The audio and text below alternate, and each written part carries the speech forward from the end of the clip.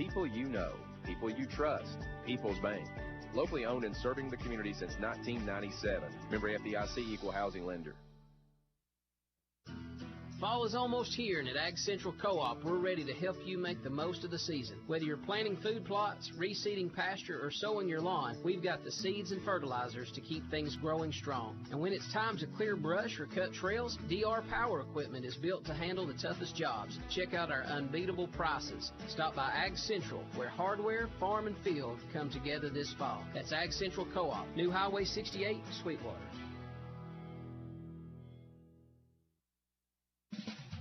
The staff at Napa Auto Parts in Sweetwater would like to thank their loyal customers for supporting their business for all these years. Napa Auto Parts has proudly served Sweetwater and the surrounding area since 1973. Owner Scott Skinner and his staff have the expertise to help you find whatever part you need. They have the know-how, the Napa know-how. Stop by and see your friends at Napa Auto Parts on Main Street in Sweetwater or call 337-3555. Tennessee Metal Products in Sweetwater is your source for top-quality metal roofing, locally owned and operated with competitive prices and personal service. Choose from 16 colors of metal roofing panels, traditional or standing seam, smooth or textured, all Energy Star certified. They also carry metal board and batten siding and vented soffit. Located on Murray's Chapel Road in Sweetwater, call 423-351-1141 or visit tnmetalproducts.com. Tennessee Metal Products, built to last, close to home. Sweetwater sure knows how to do Halloween, and we're inviting you to Historic Halloween in downtown Sweetwater on October 31st from 5 to 8 p.m.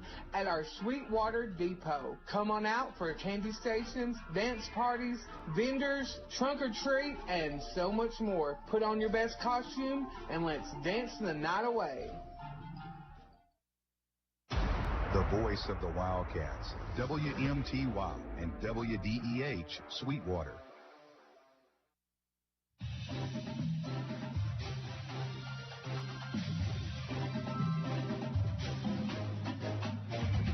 It's time for this week's View from the Sideline. Here's Brian Birchfield.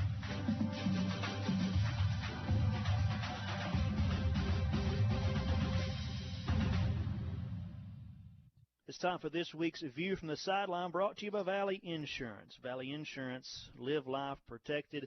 View from the Sideline, my weekly pregame interview with the head coach of the Wildcats, Tommy Bunch. And, Coach, a game last week where, to me, it felt like your team turned a corner because it seems like they're learning how to win. It looked like they were out of that game. They would not quit. And the ball bounced their way a couple times, of course, but no quit and ended up getting the win. What do you think about that game looking back? Yeah, I mean, I think you just described it perfectly. Our team is learning how to win ball games. We're learning how to put ourselves in a position to win ball games at the end of them, and we're finding a way to win them. And you're right. The ball did fall our way a couple of times, quite literally, with a couple of turnovers that we forced. But, we've been preaching for 2 years now since we've been here that if you keep fighting and you keep working hard, things will go your way. It's not just by chance that things go your way. That stuff happens because you work hard and you put yourself in a good position for things to go things to go well for you. And so they did that Friday night. I was really proud of them. We really couldn't get anything going offensively early. And then in the third quarter, I wondered if our offense was ever going to see the field again. But we made things happen in really all three phases of the game. And I'm proud of them for that. And, I think we grew up a lot Friday and being rewarded for playing hard and playing till the very end. If you do all those things and still lose, it can kind of leave a sour taste in your mouth. But, we did all those things and came out with a victory. And so, I think it's a great learning point for our team. Your football team scored 22 points in the fourth quarter to win 22-19 over Oneida. A big win, and as we said last week, continuing to control your own destiny. And coming up Friday, hosting the McMinn Central Chargers for a big Region 2-3A game. When I say big, it's big, the biggest game of the season thus far. And as you go through the season, each game should get bigger than the last. And this is exciting. There's some excitement around this game, or there should be, and hopefully a big crowd comes out to King Barong Stadium. But is there excitement among your football team looking toward this game Friday? Yeah, there definitely is. We've had to do a couple of things this week. The first thing we had to do was forget about our Oneida game, and here I am talking about it again. But, we've had to flush that because, I believe you have to flush bad things, you have to flush good things, and you got to start over every single week. And so that's the first thing we had to do when we came in on Monday. Our guys did a good job of doing that. Second thing we had to do is we had to realize just how big a game this is. It's a huge game. This is the biggest game that I've coached since being at Sweetwater. And so to be at home with a game with these implications is awesome. It's what we want. So the second thing we had to do is understand how big this game was. And then the third thing we had to do is we can't make it out to be a giant. At the end of the day, it is just a football game. It's the equal importance to the last one. It's equal importance to the next one. It's a football game that we want to go and try to win. And so in our preparation, we've not made it out to be a giant of a game. We've prepared for it just like we have every other game, with the same intensity, the same focus, the same respect for our opponent, and the same attention to detail on ourselves. And so we've approached it in that same way, while understanding what we can do this Friday and in sealing a playoff berth and extending our season by another week.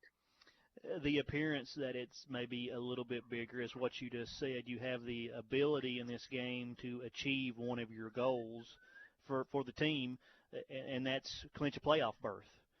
And has that been discussed at all, or again, are you trying to not focus there, focus on the opponent?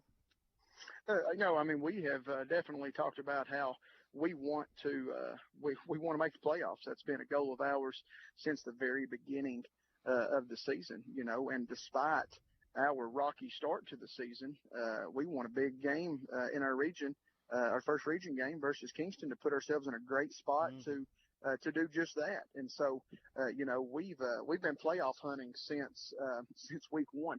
And that's been definitely a talking point in our locker room. It's been a talking point in our coach's office and with our kids. And we know what's on the line Friday, and that's what we're playing for. Our community deserves that. Our school deserves it, and our guys deserve it. They've worked really hard, but they also know that it's not going to be handed to them because we feel like we deserve it. We got to go get it, and that's what we're going to go try our best to do tomorrow night. You got a good opponent coming in here, the McMinn Central Chargers, and if you're looking at this game on paper, anybody can make a good argument that either team might be favored in this game if you were going to have that discussion, possibly a 50-50 ball game. This should be a good one. How do you feel that you match up with the Chargers, who's under their first-year head coach, who's done a good job with that team this season? Yeah, it is. It's a tight matchup. McMinn Central is a very good football team.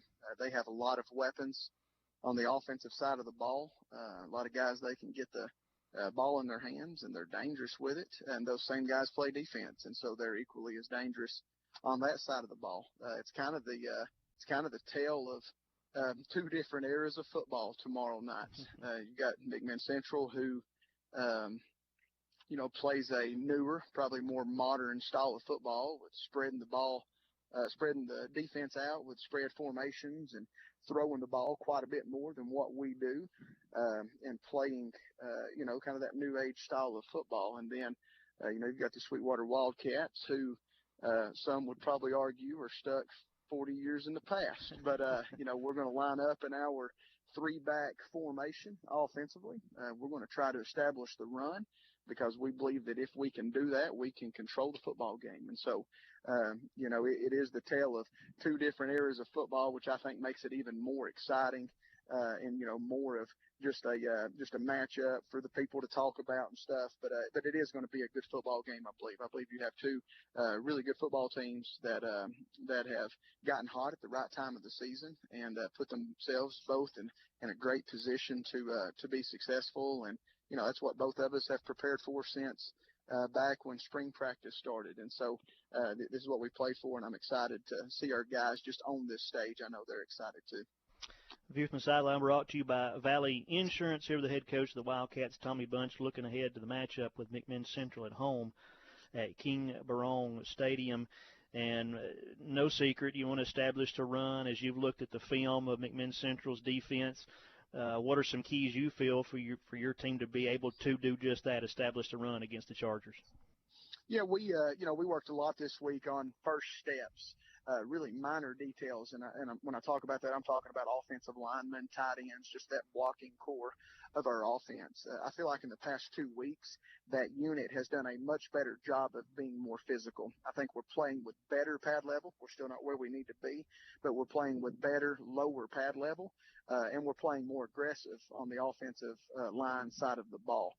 Now, what we've tried to do this week is correct a lot of those minor details.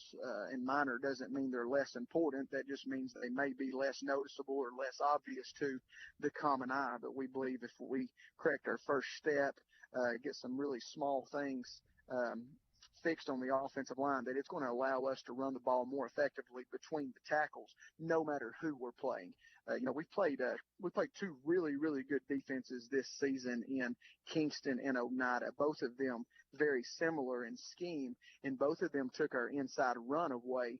And a lot of that had to do with, how big the guys were down in the trenches for them, but then also how aggressive they played and how technically sound they were too. And so, having the Oneida game on film and being able to go and fix some of those things or look at some of those things versus them, it is hopefully going to put us in a better position to open up that inside run game versus McMinn Central. And defensively, your defense played really good last week. What do they have to do as a unit to slow down the McMinn Central offensive attack that you mentioned? Yeah, and it's going to be a completely different game than what you've seen last Friday. Oneida was going to establish the run game by getting in two tight end formations and just running the football right at you. And I was proud of our guys for answering the call to that. We had struggled versus teams that had done that early in the season, so I'm glad of how they have got that fixed as the season has progressed. This Friday, we're going to see a passing attack. McMinn Central's quarterback, number 15, does a really good job of getting the ball out of his hand and to his receivers. A couple of really good receivers in number 10 and number 7. And then a good running back in number 5, and then number 9 comes in for him. And so a lot of different weapons on the field that they're trying to get the ball to. What do we have to do defensively? The first thing we're going to have to do, I don't care if we're playing somebody that throws it 10% of the time or 90% of the time, is we have to fit the run. We have to stop our opponent from being able to run the football. I think running the football is the key to controlling the game. So we have to fit the run well. We have to tackle well. Second thing we're going to have to do defensively is we're going to have to change our defensive coverages up a little bit during the game. We can't just sit and play them and 4-4 country cover 3. And that's what we do. That's what our base identity is. But we've been forced over the past 2 or 3 weeks to get in some other looks to play teams like Austin East, their passing attack. At their place a couple of weeks ago. And so we've been forced to show a couple of different coverage looks, and we've gotten better at those over the past couple of weeks. So we're going to have to change those things up. We're going to have to make plays on the ball, and we're going to have to tackle well in space. Coach, it should be a fun one at King Barong Stadium tomorrow night. Sweetwater hosting McMinn Central. If the Wildcats get the win, they lock up a playoff spot. Coach, thank you for your time, and good luck against the Chargers. Hey, thank you, and go Cats.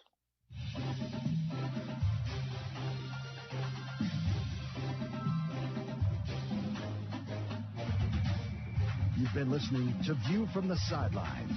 Stay tuned. The Fairweather Financial Countdown to Kickoff is coming up next.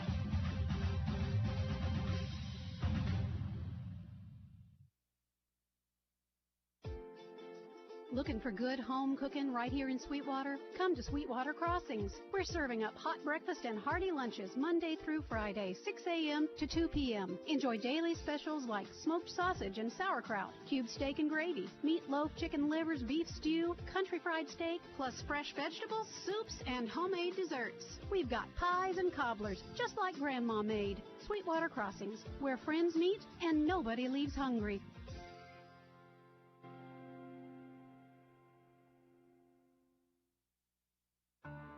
Hi, this is Jim Fairweather, owner and founder of Fairweather Financial, and I am proud to be a sponsor and supporter of the Sweetwater Wildcats. A good game plan is key to athletic success, and the same is true with financial success. At Fairweather Financial, we can work with you to build a personalized financial game plan. Give us a call, stop by the office in downtown Sweetwater, or check us out on the web. Go Wildcats! Fairweather Financial. Securities offered through LPL Financial, member FINRA SIPC.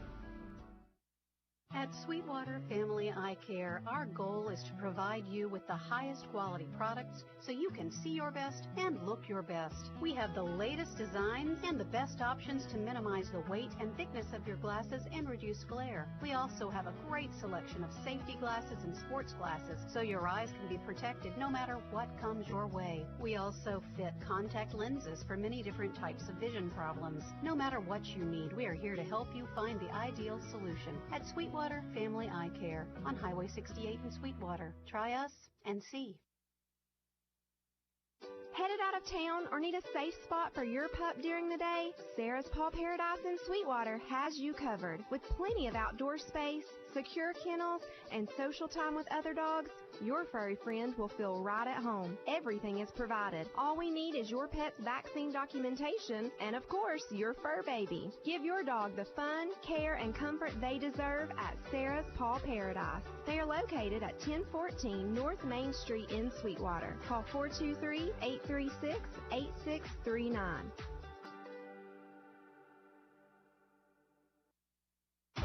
The voice of the Wildcats, WMTY and WDEH Sweetwater.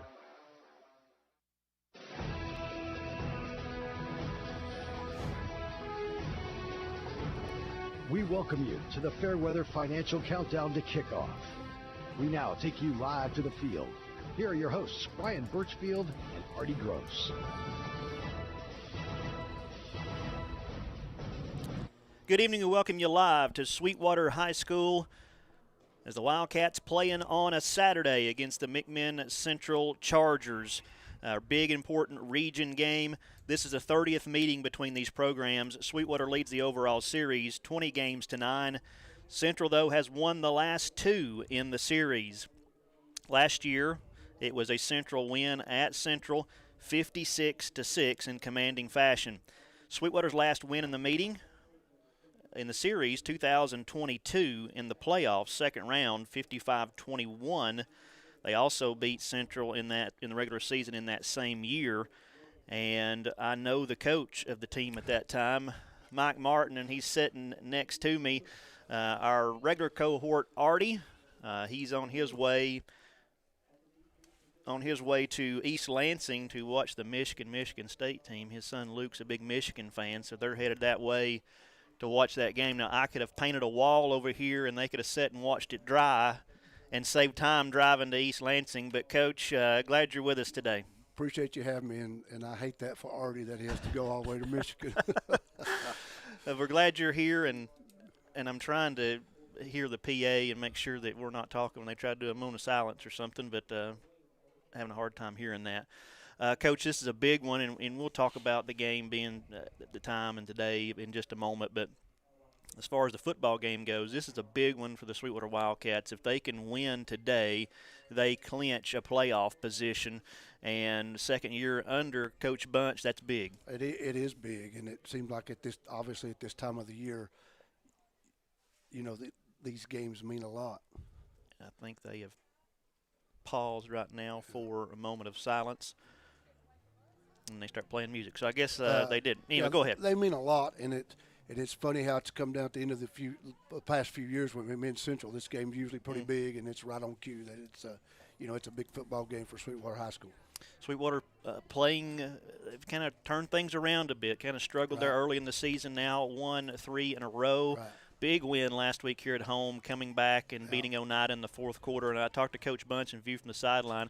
It seems like this team is learning how to win. They are, and you could see it. I've watched them all year, and after every week I would talk to him some, and there's some things we needed to clean up, and I think they have. And, the last week, for 3 quarters didn't look good at all, but they showed the heart and toughness and came back and won.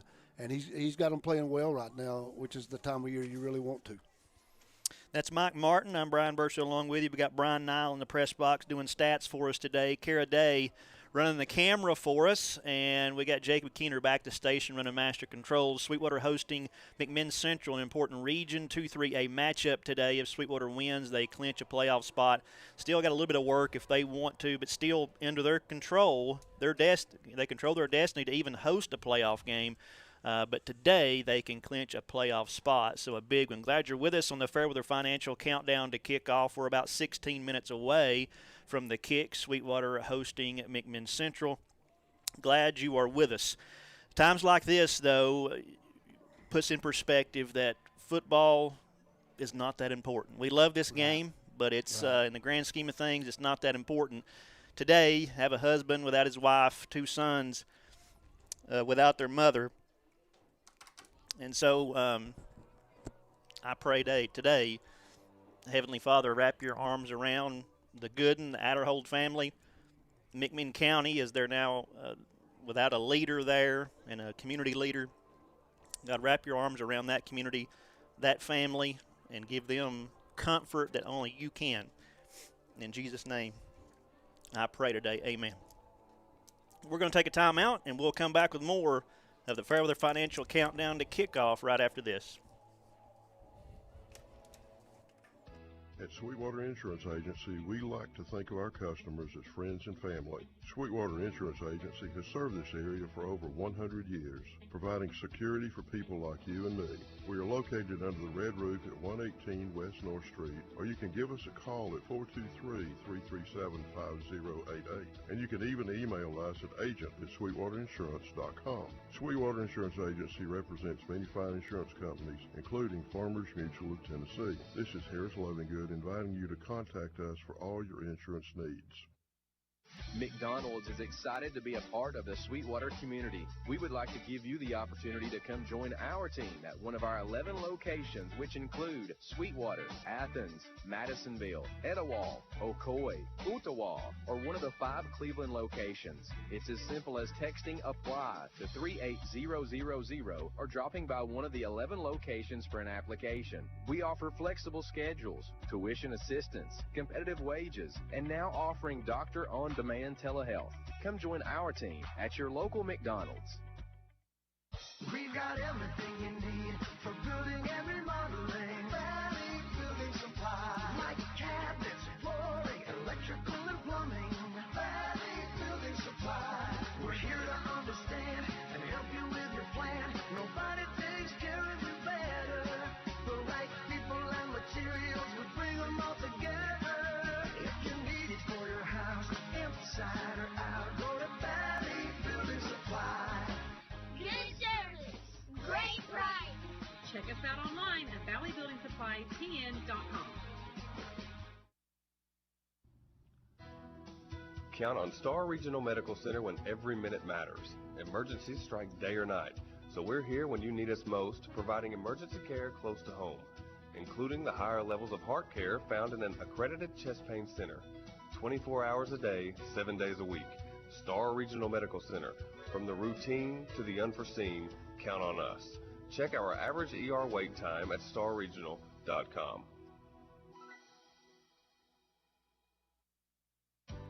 Fall is here. Is your home ready for cooler temperatures? C&E Heating and Air Conditioning has you covered with top quality Amana products. Amana, America's brand for comfort. Enjoy easy financing, year-round support, and unbeatable warranties. With nearly 50 years serving our area in an A+ Better Business Bureau rating, you can trust C&E. Call 423-745-0424 or visit cnehvacathens.com today. C&E Heating and Air Conditioning.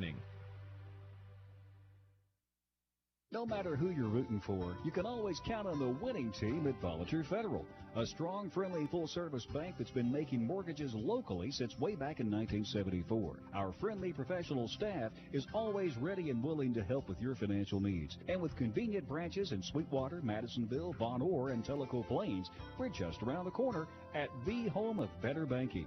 Come home to better banking at Volunteer Federal. We're Monroe County's oldest locally owned bank. Volunteer Federal, member FDIC, and equal housing lender. I'm Scott Wilson, principal broker and owner of Realty Executives Main Street in Sweetwater. We are the true area experts in real estate. Our knowledgeable team will assist you in selling or buying your next property. We provide hard work and attention to detail to make sure we deliver the results you're looking for. Contact Realty Executives Main Street today. We're located at 307 North Main Street, Sweetwater, or call 423-836-9494.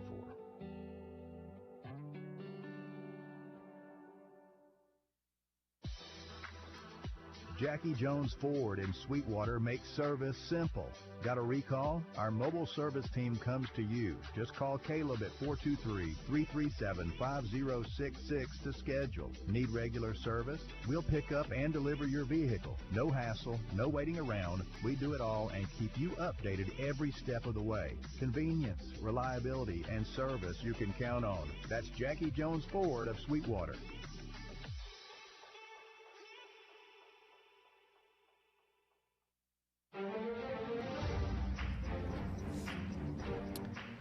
The Fairweather Financial Countdown to Kickoff here on this Saturday. Glad you're with us on WMTY 98.3 FM, WDEH AM 800 in Sweetwater. You can also listen online at WMTY983.com. And you can watch live video along with our audio on our YouTube page. Just go to YouTube and search for WMTY 98.3 and find our page, and you will find it there. Of course, alluded to it there before we went to break. Playing here on this Saturday. The game was postponed yesterday because of the passing of Dr. Julie Gooden, who was director of schools at McMinn County, and has a husband that's on this coaching staff, 2 sons that play on this team, and so game was moved to today. Coach, I don't know if you're McMinn Central, how your head's in the game, how you play. This is an unknown. You know, the fact that they're here is enough, but it's one of those things that you really don't know till kickoff, and it does put this game in perspective. You said it at the beginning. There's a lot more things that's a lot more important than football, but hopefully, they can come out here and for a couple hours. Sometimes it's good therapy, and you just pray for that family and that whole community. Some situations you've seen over the years, I mean, sometimes teams rally and play way above what they've played the season in situations like this. Sometimes just their head's not in it, understandably so, and they might play flat. You just don't know. And you just got to go out there and play. Now, as far as starting lineups, as we do this right here, I don't have McMinn Central's just because, again, her 2 sons on the offensive line. I'm not sure if they're playing. Just didn't have a real clear cut even from the coaches about what their starting lineup going in. Didn't retrieve that in time. But for the Chargers under first-year head coach J.T. Ostrowski, he's done a good job this season in his first year, hasn't he? He has, and I think he took over a program that was on the right path, and we've had many matchups with them over the years, and they're a good program, and he has. I think they kind of like this. I think they lost one early that they thought they should have won, and he's kept them on task and playing pretty well. You got Bryce Mullins, their quarterback. He's playing well. Jake Gooden, their leading receiver, which is a cousin to the family, he's playing. And then running backs, you got number 5, Hunter Rayburn. We've called his name a lot over the years. He's a player. And number 9, Samuel Miller. And so they've got some weapons offensively, and they've talked about the contrasting styles. They're going to spread you out and do all these type of things and throw it. Sweetwater is going to be 3 yards in a cloud of dust. So that's an interesting storyline for this game. It is, and they're not the exact offense they were a few years ago when I was coaching and we were playing them, but they do have some similarities in that they can beat you with their screen game, their underneath tunnel screen game, or their now screen game, or they can throw it deep. And they'll line number 10 up in the slot and do some things with him that causes a matchup on the slot. And so it'll be interesting. Then if you're not careful, they can run the football on you. So they definitely pose a problem. It is a beautiful day, and we appreciate everybody who's listening or watching today. Thank you for that, and several people here, but if understandably so, the crowd a bit off playing at 12 on a Saturday. Right. But we're here today to bring you the play-by-play. Sweetwater hosting McMinn Central. Again, if Sweetwater can win, they clinch a playoff spot. Again, both teams 5-3 coming in here. Sweetwater, though, 2-1 in region play. McMinn Central 1-2. And as you look at the Chargers, they beat Tellico last week 35-21. Before that, Sequoia, they won 33-0. So they're completing their tour of the Monroe County teams today here at Sweetwater. Start of the season beating Polk County, lost to Eagleton Academy, lost to Meigs County, then beat Scott and beat Cumberland County, then lost to Kingston. And so, again, being the same region, a lot of common opponents there and mixed results compared to what Sweetwater has done. So this is interesting just for that. I mean, I look at this game, especially all things considering what's happened since, but before that, I thought this was a 50-50 game, that it could go either way. Yeah, an interesting matchup, and both teams are almost in the same situation as far as what it can do for you if you win here. So it is an interesting matchup, and like you said, even before today's situation, it'll be an interesting matchup and see how the contrasting styles go about. Let's take a look at Sweetwater's starters. First on offense, left tackle number 74, Kayvon Lathan. At left guard, number 64, Luke Dalton. At center, number 51, Hayden Osborne. Right guard, number 62, Keldon Jolly. And at right tackle, number 77, Corbin Nile. At tight end, number 7, Landon Murphy. The wing back, number 12, Gus Campbell. Fullback, Ty Fitch. And speaking of Ty Fitch, he's 36 yards shy of 1,000 yards on the season, so we'll be tracking that today. Tailback, number 5, Jeremiah Paris. The receivers, number 1, Bryson Bono. Number 21, Landon Dacus. And at quarterback, his brother, number 14, Nolan Dacus. Defense, 4-4 look.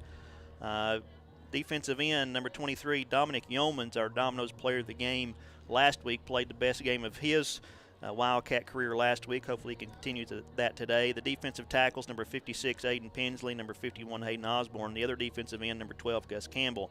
The linebackers, number 54, Logan Whaley, number 7, Landon Murphy, the leader there, leading tackler. He's always around the football, it seems.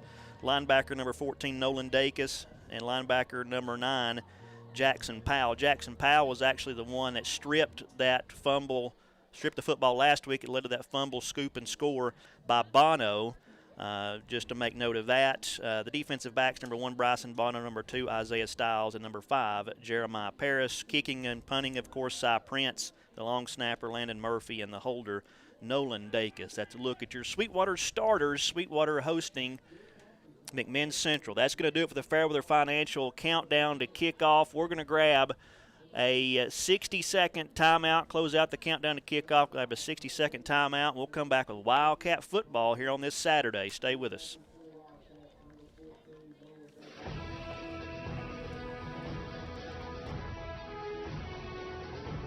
This has been the Fairweather Financial countdown to kickoff. Stay tuned. Kickoff is right after this.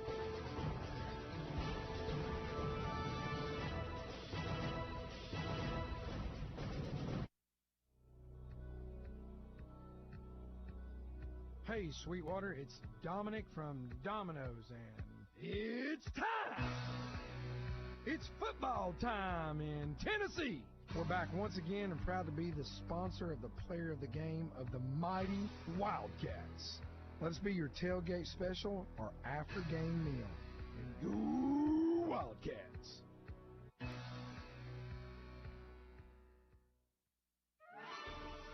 Sweetwater sure knows how to do Halloween, and we're inviting you to historic Halloween in downtown Sweetwater on October 31st from 5 to 8 p.m.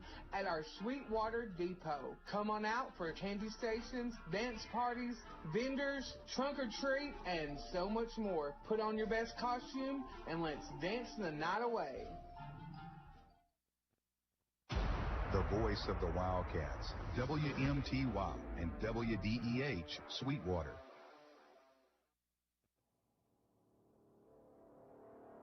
The following is a presentation of Horn Radio Sports, the official voice of the Sweetwater Wildcats. Oldies 98.3 WMTY.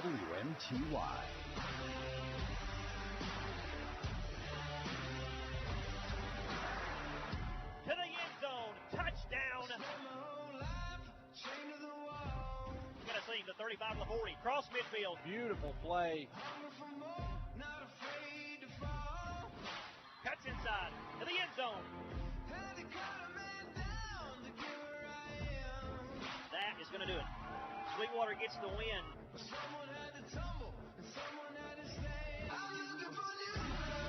Sweetwater football on Oldies 98.3 FM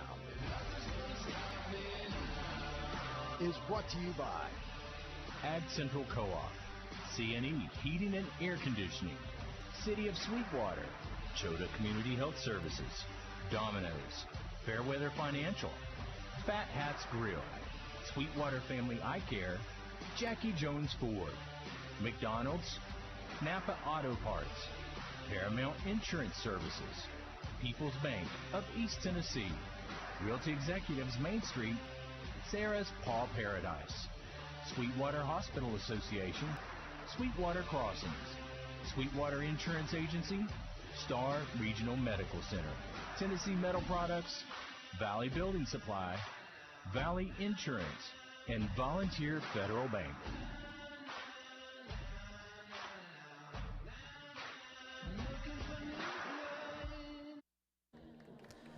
Welcome you live to Sweetwater High School, King Barong Stadium. An important Region 2-3A matchup. The Sweetwater Wildcats hosting the McMinn Central Chargers. This will be the 30th meeting between these programs. Sweetwater leads the overall series 20 games to 9. McMinn Central's won the last 2, though. Sweetwater has won the toss, deferred to the second half, so they'll be kicking away to McMinn Central to start the game. The captains for Sweetwater today, Dacus, Osborne, Paris, and Murphy.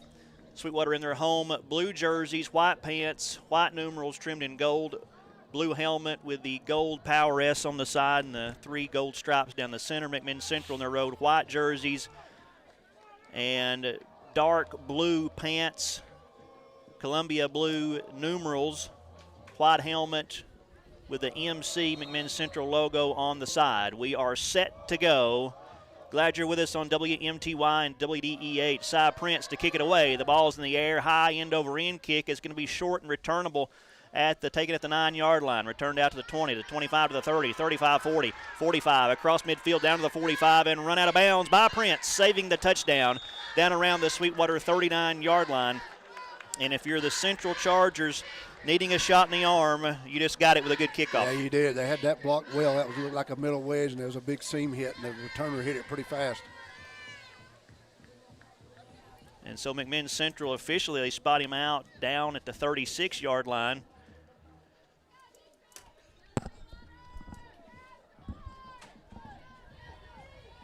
And so McMinn Central on offense, driving left to right toward the scoreboard.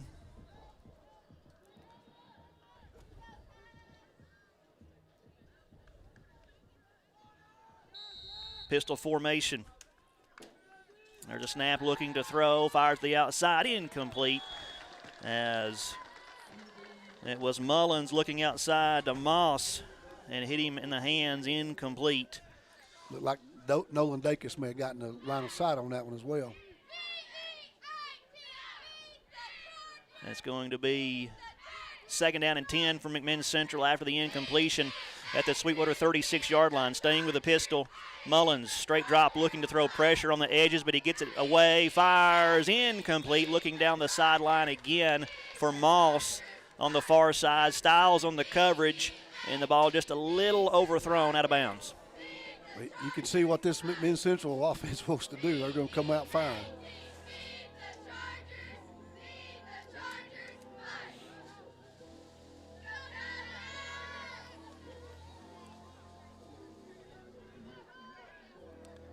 Be 3rd down and 10. Looking to throw, Central. Fires across the middle, incomplete. Receiver dropped it down at the 15-yard line. The intended receiver, Landon McInturf, hit him right in stride, and he just dropped it. Yeah, he did. That was a big play right there. Big Sweetwater got a break on that one.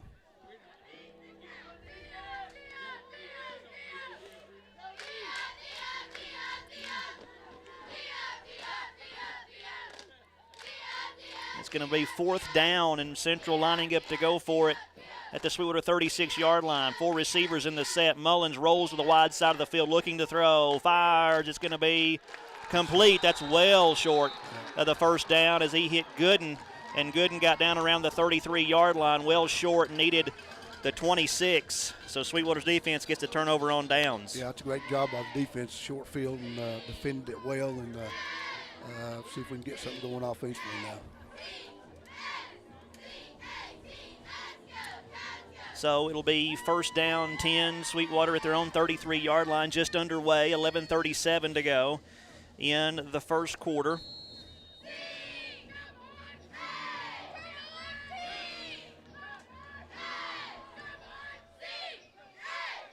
As here's Sweetwater.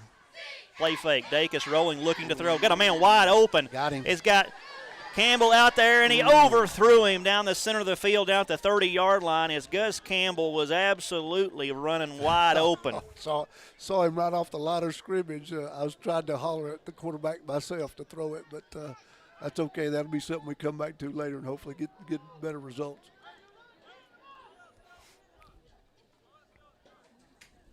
It'll be 2nd down, 10. For the Wildcats at their own 33-yard line. Here comes handoff, Jeremiah Paris. Paris out to the 35, out near the 38-yard line before he's brought down. Good run there on 2nd down, makes it a manageable 3rd down situation upcoming.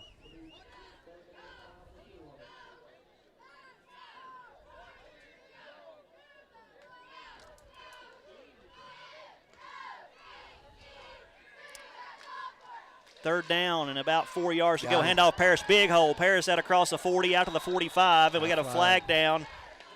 And that's probably in the area of holding.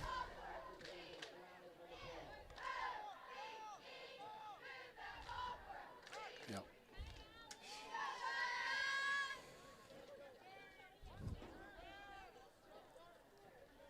And Craig Phillips, our referee, should be mic'd up. We'll see if we get him here.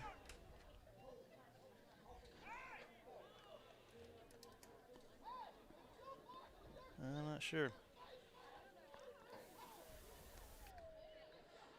Had trouble with that. It's definitely a holding call. Yeah. I just couldn't hear. I couldn't get his mic coming through for some reason.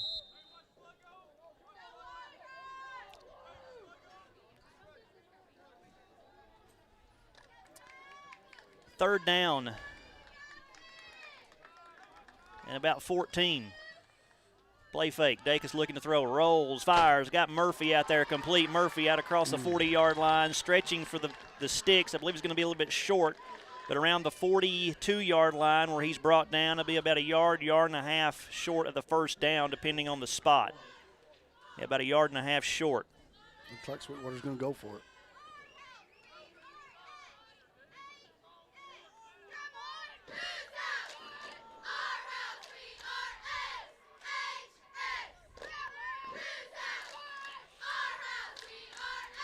It's going to be 4th down and about a yard and a half for Sweetwater. The ball just across the Sweetwater 41-yard line. Might get a dose of Ty Fitch right Wing here. T formation. It's going to be Dacus straight ahead. The quarterback sneak. We'll get a flag down before the play.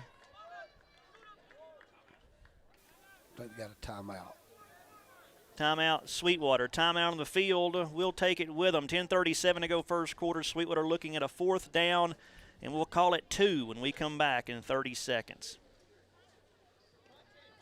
All right, team, listen up. Life's going to throw curveballs. A fender bender, a leaky roof, maybe even a busted laptop. That's where Paramount Insurance in Sweetwater comes in. We're your defense, your playbook, your game plan when things don't go as planned. Home, auto, business, we've got the coverage to keep you in the game. So huddle up and call us today. Paramount Insurance Services. We don't just cover you, we've got your back.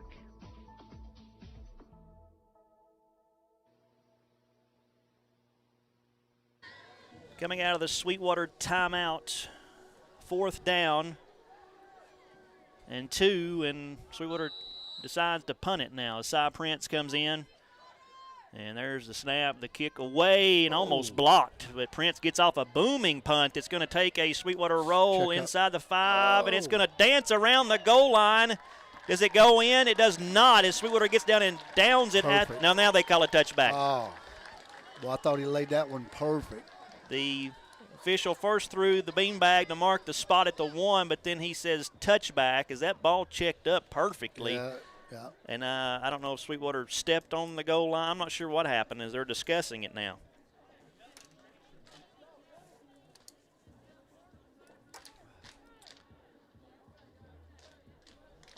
But Sweetwater was if any part of the ball yep. Went over the line, it would be a touchback, but we'll see what they say here. Look at Sweetwater was going to go for it and call the timeout and then come back, and Coach Bunch thought different of it. Touchback. Yeah, you do that sometimes. If you were, I like the idea of going for it, but if you don't make it, once again, you're going to give Central a real short field. So just play defense here. So it would be 1st and 10. McMinn Central at their own 20-yard line, their second offensive series. There's a snap, handoff up the middle, and Sweetwater's defense all over the play. Leading the charge there for the Wildcats initially, number 54, Logan Whaley. Then I think Dacus got in there. Dacus was in on it. I've seen that stunt. He brought both linebackers as well. I mean, he put them right in it. That was a good call. Loss of 5 on the play, 2nd down and 15. We're scoreless here in the opening quarter. 9:55 to go. 2nd and 15 for McMinn Central. 3 receiver set. Running back comes in motion out of the backfield. Mullins tries to get it to him. It's batted, and Ian falls incomplete. I think there for a second people were wondering, was that a backwards pass? Was that a live football? But they rule it incomplete. And Sweetwater's defensive front getting some push up there. Getting penetration. That's what they have to do against this. Show some different looks, get some penetration. Did a good job right there. 3rd and 15 for McMinn Central at their own 15-yard line. Mullins, the quarterback, in shotgun. 4 receivers spread the set. Mullins looking to throw. Here comes a pressure. Gets it out of there. Complete. Out across the 25 to the 30. 35 out to the 37-yard line on the catch and run there for McMinn Central. That's number 8, Landon McInturf. Had him wide open earlier on the first series. He dropped it that time.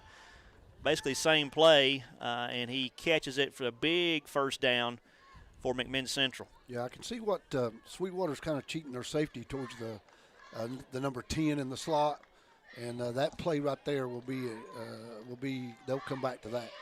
The flag at the end of that play as well. Face mask. Going to be a 5-yard variety, so it's going to move the football out. Tack 5 yards on the end of that play to the 43-yard line. McMinn Central 1st and 10 at their own 43. Pistol formation. 3 receiver set. There's a snap. Handoff. Nothing doing. Lost a yard on the play.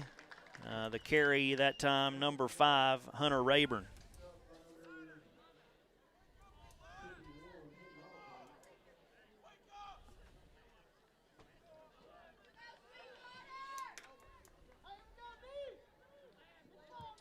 It's going to be 2nd down and 11.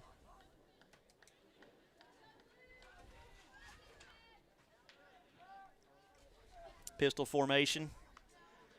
High snap, but gets it down, hands it off to Rayburn. Rayburn got some room. He's at across midfield now, down to the 45, and they gang tackle him down around the 43-yard line. Hunter Rayburn right up the middle, and another McMinn Central first down. Yeah, he's a good little running back. I shouldn't say little. He looks big. He's a pretty big good size, boy. pretty good size boy out there. Yeah, he's a big one. But I've seen him on film, and he can gash you if he gets a little light. Ball in the center of the field. McMinn Central driving left to right toward the scoreboard here at King Barong Stadium. as they move into Sweetwater territory. Bunch two receivers on each side of the set, pistol, and they toss it now to Gooden on the jet sweep coming around, and he's going to find some room down inside the 40 to the 35, I should say, around there. He's knocked down close to out of bounds. We'll see where they spot him. They do spot him at the 35-yard line. That makes it a second and short here for Central, finding their offense. Yeah, that was Landon Murphy on the tackle. Wherever the football's at defensively, Murphy's there somewhere. Second down and 2 for Central.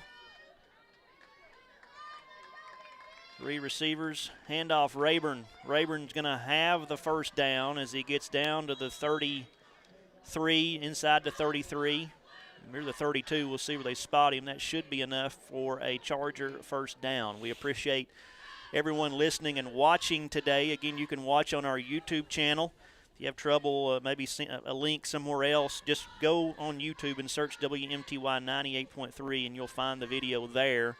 And those of you listening on WMTY and WDEH, Sweetwater fans, along with McMinn Central fans, glad you're with us today. First and 10 for the Chargers. They do spot it at the Sweetwater 32-yard line. As McMinn Central on the move here in this first quarter, 7:35 to go. 3 receivers set. Mullins looking to throw. The outside picked off by Powell. Powell 35 to the 40, 45 across midfield. Room to roam down to the 30, 25, 20, 15, 10, 5. Touchdown, Sweetwater. Jackson Powell. 70 yards on the interception to the house. That will change things. That will. He did a great job of just staying in the zone, and I don't think the quarterback ever saw him. He threw it right to him. You got a flag down at the 11. That's what I was looking of for. Central.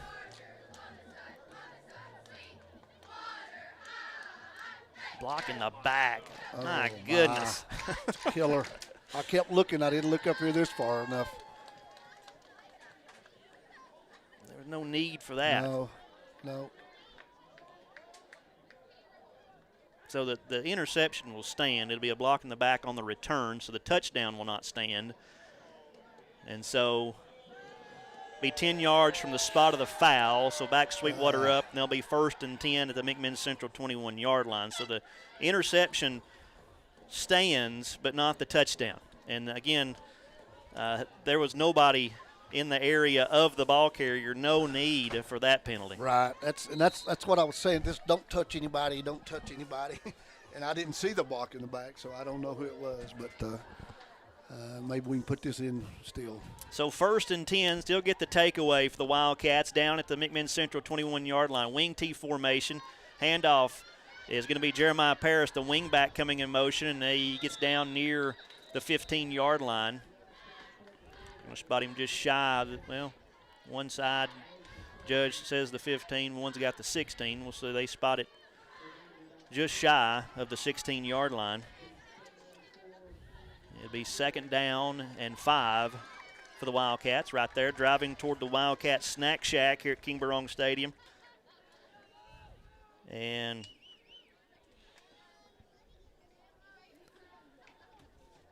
Sweetwater in the huddle, breaks the huddle now. We're at 6:38 to go first quarter. Scoreless. McMinn Central was on the move, but threw an interception, and Sweetwater's returned it down. Here's Ty Fitch. Fitch on the carry, down to the 10 to the 9. And that should be a first and goal, Sweetwater at the 9-yard line. I think that's his first carry of the game, I think. It is. And Fitch looking for 1,000 yards on the season, 36 yards shy coming into the game. That gets him about 6 yards closer to that 1,000-yard mark, and it's a first and goal Sweetwater. This play will be coming up from the left hash mark. First and goal from the 9. Fullback with 1,000 yards. That's music to my ears. That's awesome. Wing T formation. Fitch gets it again. Fitch spin move in the hole and down to the 5-yard line. Gain of 4, second and goal.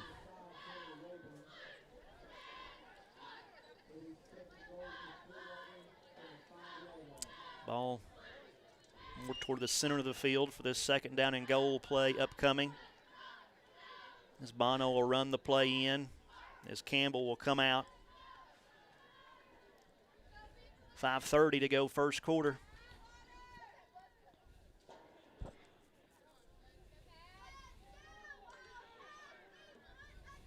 Wing T. Quick snap, handoff. Fitch upended. Big hard tackle in the center as he gets a couple yards down to the 3. On that tackle, number 9 there for the Chargers, Samuel Miller, looks like. The light blue kind of hard to see against that white from up here, but I believe that was number 9. It'll be third down and goal. I think this area of the field, I mean, you feel like this is 4-down territory, even though you got Cy Prince, probably a chip shot, but we'll see here. Third down and goal for Sweetwater from the 3, staying in the wing T. Handoff comes to Jeremiah Paris coming around, and boy, that's going to be a loss of yardage back to the 10-yard line. It's coming in there making a great play, Bradley Mayfield, and that play changes that possibility of 4-down territory. You kick the field goal as they're trying to go wide and get outside. And they've had success with that a couple of times, but McMinn Central had the right call on that time. Prince, this will be a 26-yard field goal to try to give Sweetwater the lead from the left hash. Snap, hold, the kick is on the way. It looks good, and the officials say it's good. 3:54 to go first quarter. Sweetwater on the board, turning that takeaway into points. It's Sweetwater 3, McMinn Central nothing, as you listen to Wildcat Football on WMTY and WDEH.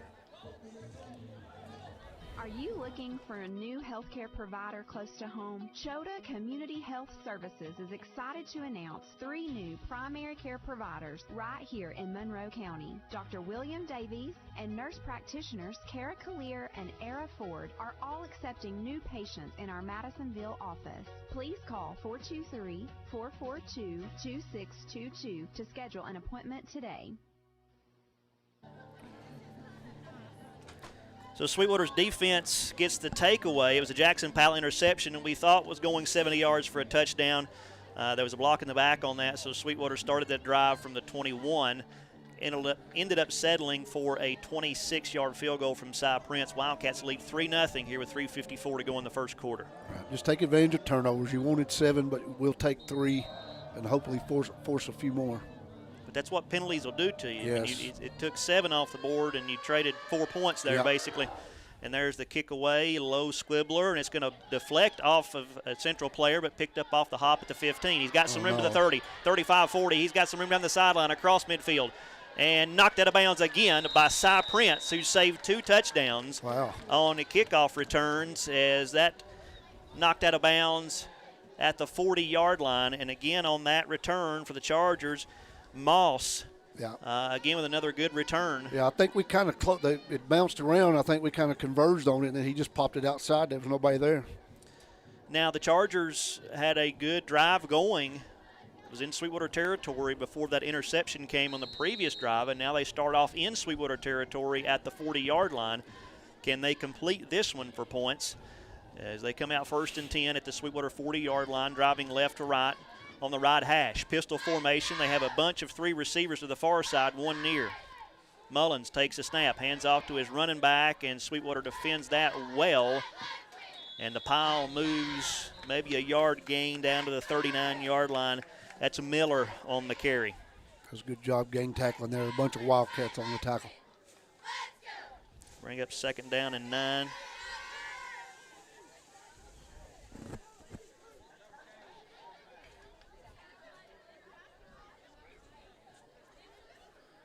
And, well, I thought they give him – spotted the ball actually at the 40. I thought they had it coming in for 39, so we'll call it 2nd and 10 as Mullins takes a snap, rolls, fires quickly to the outside to Gooden, and he's knocked out of bounds over there by Powell, just shy of the 35-yard line, about the 36. We'll see if it ends up at the 36. It'll be – and it's at the 37. I guess I should start waiting until they spot the ball. What do you think? Be 3rd down and 7. Upcoming for Central at the Sweetwater 37-yard line. Big 3rd down. Pistol formation. 4 receivers spread the set. And Sweetwater's going to jump into the neutral zone. That's going to be encroachment, 5-yard penalty. And again, for those of you watching, listening, it's different in high school than other levels. It doesn't matter if they get back out before the snap. If they jump in, they're in, and that's the penalty. Yep. And I promise you, every coach on the sideline was screaming, watch the ball. That sometimes it's just hard. So 5-yard penalty moves the football spot at the 33.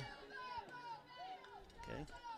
Handoff, Rayburn spins, extra effort, gains some yardage down to the 32. It'll be a gain of 1. It'll be 4th down and 2. For the Chargers, 2:45 to go in the first quarter. It's 3-0 Sweetwater here in the early going. And this is the area of the field that you're going to go for it.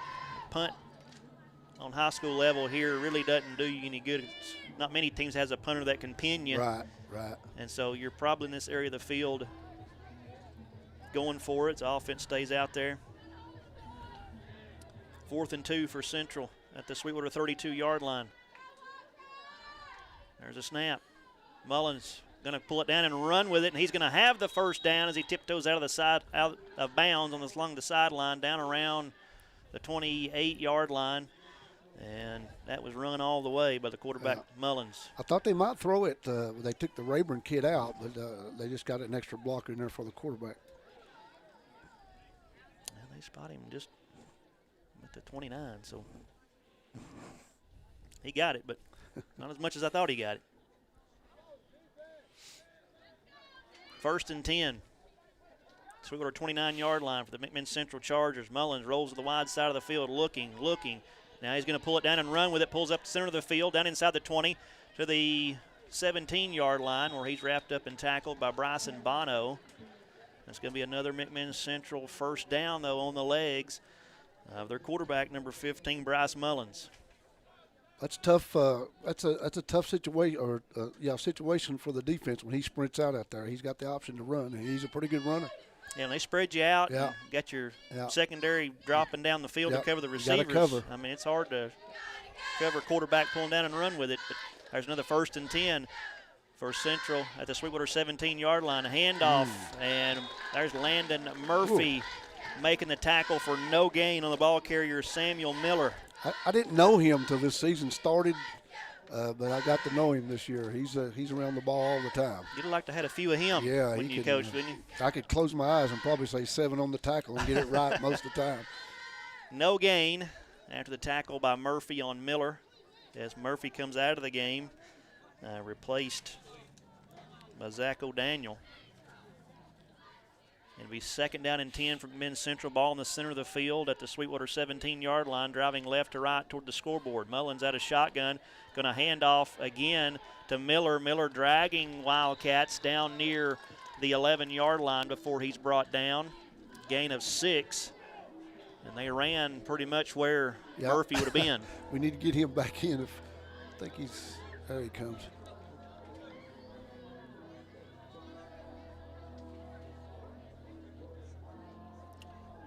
Going to be 3rd down and 4. The ball just outside the 10-yard line for McMinn Central. We're down to 30 seconds to go in the first quarter. Sweetwater leading 3-0.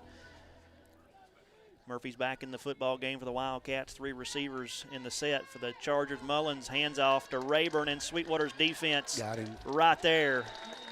And that's going to be stopped for a loss, as that time number 54 for the Wildcats, Logan Whaley, leading the way, and that's going to be a loss back to the 12-yard line. Loss of a couple. And that's going to be the final play of the first quarter. Sweetwater gets a field goal after getting an interception.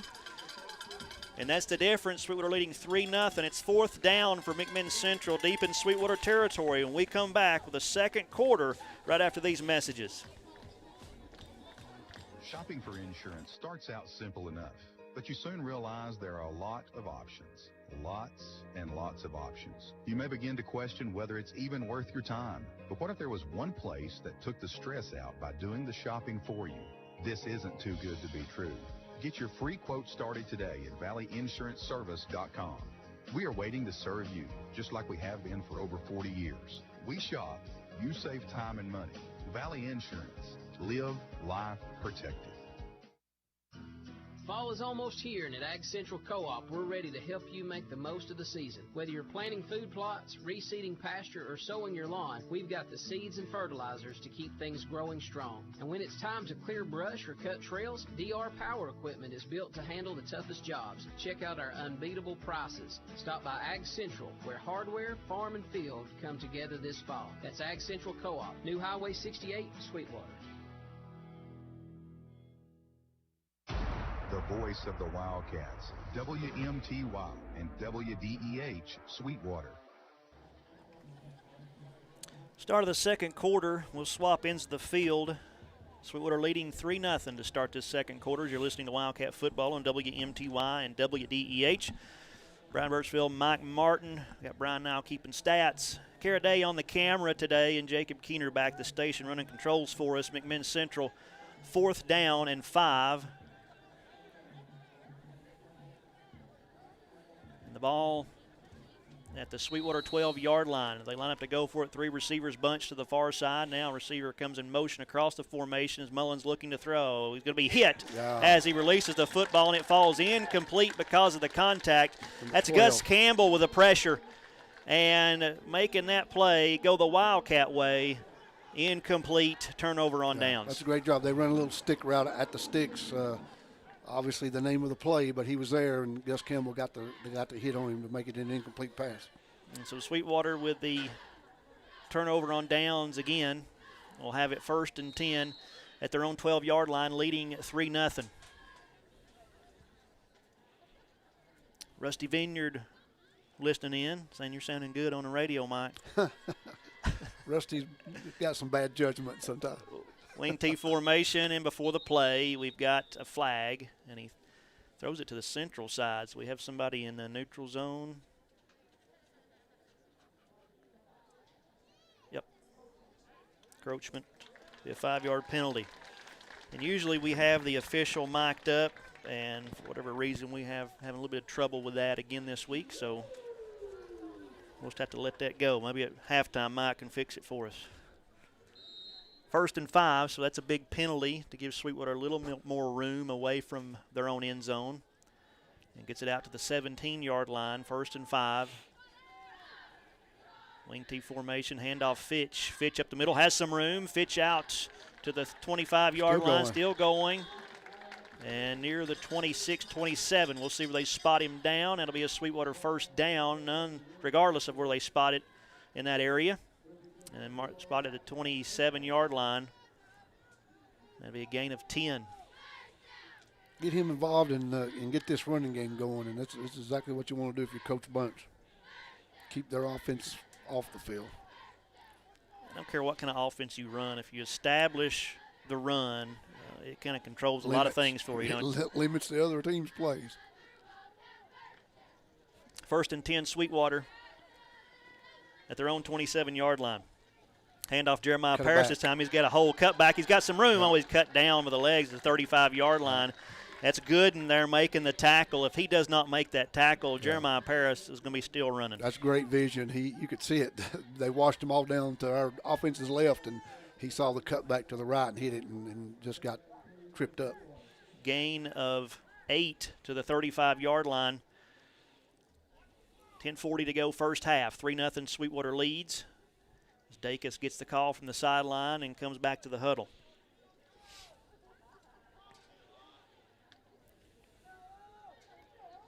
Second down, 2 after the 8-yard gain. Single wing, Paris comes in motion. They fake to him, but give to Fitch. He's got a hole. Fitch out across midfield, down to the 45 to the 40. Foot race, makes that man miss. Not the second, though. They caught up to him, but not before he gets to the 20-yard line.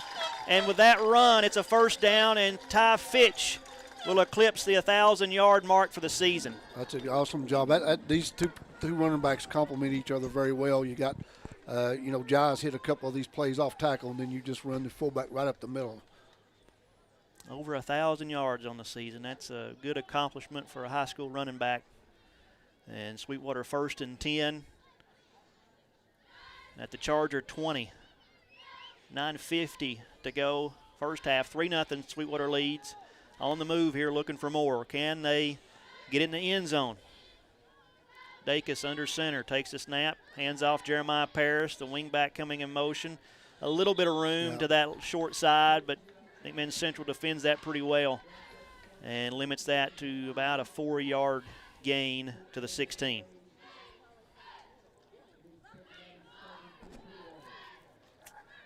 (17), 3-yard gain. Second and 7 for Sweetwater. The McMinn Central 17-yard line. The play clock's working today, and it's down to 10 seconds. Dacus gets it off, hand off to Fitch. Fitch weaves his way, took a shot by Jake Gooden. Man. My goodness, down at the 12-yard line. Collision. Gain of 5, bring up a 3rd and a short, but number 10, Jake Gooden, rocked him. That wasn't a wrap-up tackle there. That was just a knock. It'll be 3rd down and 2 for Sweetwater at the McMinn Central 12-yard line. Approaching 8:25 to go in the first half. 3-0 Sweetwater leads. Be big if Sweetwater could punch it in the end zone and go up 2 scores. They come out in the wing T formation. Give it to Paris again, the wing back, and he weaves his way. Good cut back into the center of the field. He's going to have the first down to the 6-yard line. 1st and goal, Wildcats. Yeah, another good job of him seeing the hole come open and cut it back there and got a good gain.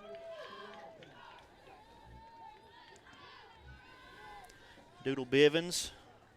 It's good to hear Mike Martin's voice. I mean, you just a celebrity. Oh, man. And we've got a timeout on the field. Timeout. McMinn Central coming at 8 minutes to go, second quarter. Sweetwater leads 3-0. Wildcats have it 1st and goal when we come back in 30 seconds. Emily, are you still on the radio? Daddy, I'm telling about some big old hamburgers at Fat Hats. What? You haven't tried Fat Hats? Well, it's time to try one of our serious burgers.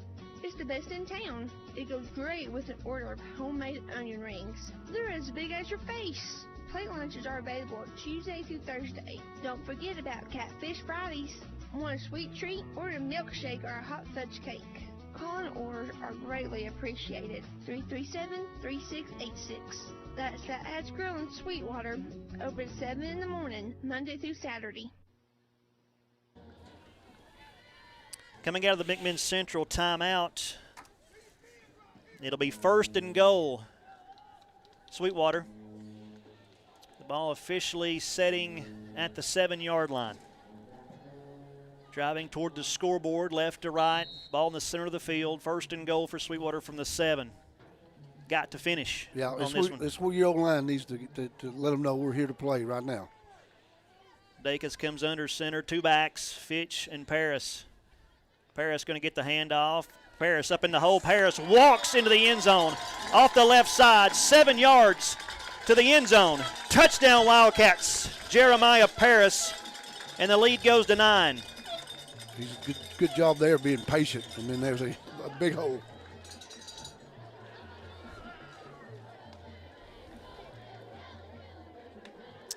Cy Prince for the extra point try.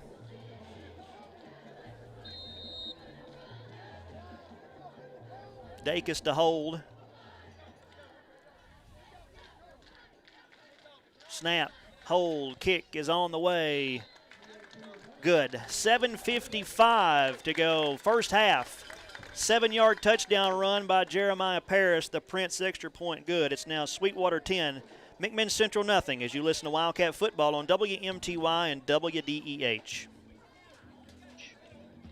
What makes Sweetwater Hospital Association a place you would choose for your family? Their doctors provide specialized, high-quality care that is second to none in the area. The nurses are everyday heroes meeting the needs of their patients. Their staff is made up of local friends and neighbors who go the extra mile to ensure you have the best care. Experience the difference at Sweetwater Hospital Association, 304 Wright Street in Sweetwater, or online at sweetwaterhospital.org. Your health is our mission. 7-play, 88-yard drive for the Wildcats. It took 3 minutes, 47 seconds off the clock, capped off by a 7-yard Jeremiah Paris touchdown run. And that was set up by the defense getting a turnover on downs. And then the offense driving it the length of the field, putting it in the end zone. That's big. Yeah, now you just got to turn around here and play defense again. We did a pretty good job. We've given up a few plays, but we've bowled our backs when they've gotten it down close. And before the kickoff,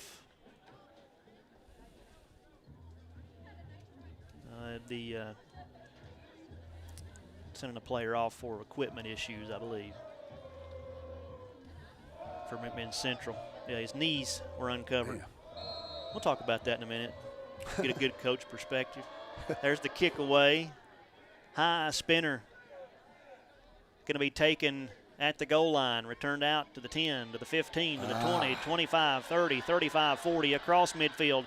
Down to the 45, slips the tackle. And down to the 30, 25. And Prince saves the touchdown again, but not before the kickoff return by Moss down to the 12-yard line. Wow, your kicker has had an unbelievable first half. That's 3 straight. But I think that will be the last time we see him kick it to Moss. Don't surely kick to number 7. Surely. Wow. I thought for sure he would score there. That's a great job by Cy making that play. Yeah, if you're just tuning in, that's the 3rd tackle on a kickoff return that Prince, the kicker, has had on Moss. Moss potentially had 3 kickoff returns for touchdowns. Yes. Good for that. Yeah, let's limit number 7's touches from here on out. Sweetwater getting that touchdown, the momentum going to a 10-point lead, but here's Central with a big return, officially at the 11-yard line of Sweetwater, 1st and 10. Handoff, Miller. He fumbled. And Murphy wrapped him up. Did he lose a football? He did, but they got did Mullins get back on it? I think so. Wow. The ball come out, but Central gets back on it. A loss of 1 back to the 12-yard line.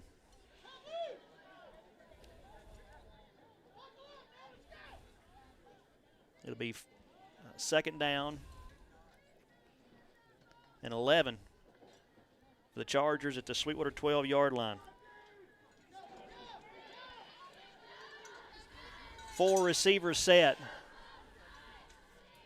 Mullins looking, pressure coming from Murphy, gets away from the pressure, now going to pull it down and run. He's inside the 10, along the sideline. Does he get in the corner of the end zone? Does he get inside the pylon? He does. Touchdown. McMinn Central. Bryce Mullins flushed because of the Murphy pressure, but able to take it the 12 yards the distance to the end zone, and so McMinn Central with a quick answer back. Right. The special teams there, really that was huge for them to get them a little hope getting right back in this thing, and they took advantage of it. And so now extra point try.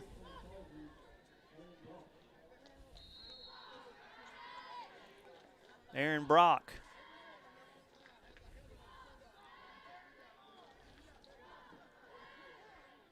Snap, hold, the kick is good. 6:49 to go in the second quarter. A big kickoff return, giving Central a short field, and they cap it off with a Bryce Mullins touchdown. The extra point good. It's now Sweetwater 10, McMinn Central 7 as you listen to Wildcat Football on WMTY and WDEH. People's Bank of East Tennessee is cheering on all our local high school teams this season. Visit any of our local branches and show your support for your school by getting a custom Sweetwater Wildcats, Sequoia Chiefs, or Tellico Plains Bears School Spirit debit card. They offer online and mobile banking, bill pay, mobile check deposits, as well as person-to-person payments. People you know, people you trust. People's Bank. Locally owned and serving the community since 1997. Member FDIC, equal housing lender. So an answer back by McMinn Central, getting the big kick return by Moss down to the 11. Lost a yard back to the 12, but then quarterback Bryce Mullins being pressured, flushed out of the pocket, takes it to 12 yards to the end zone for the touchdown. They add the extra point. It's now 10-7, Sweetwater by 3. Yeah, he did a good job. We got some pressure, from outside pressure, and he did a good job of stepping up underneath it and took it to the end zone. 6:49 to go. before the halftime break. We need a good 6-minute and 30-second drive here. There's a kickoff, short along the sideline, and it goes out of bounds at the 22-yard line.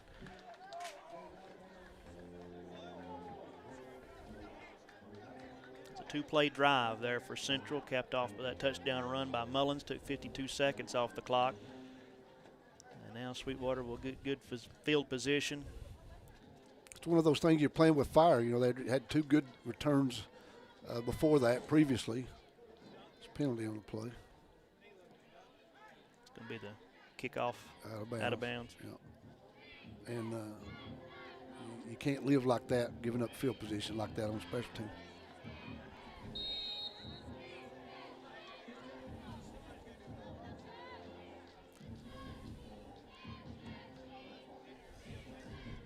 First and 10, Wildcats at their own 35-yard line. Drove it 88 yards the previous drive and put it in the end zone. Now Central has the momentum. Sweetwater needs to answer back. Dacus going to toss it to Jeremiah Paris. Paris got the corner, got some blockers. Flag coming in out across the 40 to 45. Knocked out of bounds around the 46-yard line, but a flag down back at the 38-yard line. Got 2 people now. And timeout, as Paris was slow to get up. He got twisted up there a little bit. He pops up and comes off the field. And so far, Sweetwater's been their own enemy here with penalties and then giving up the big kickoff returns. Yeah, I think we've established we're going to got a holding call. We can run the football, but when it goes from 1st and 10 to 1st and 20 or whatever, it just makes it that much more difficult. So instead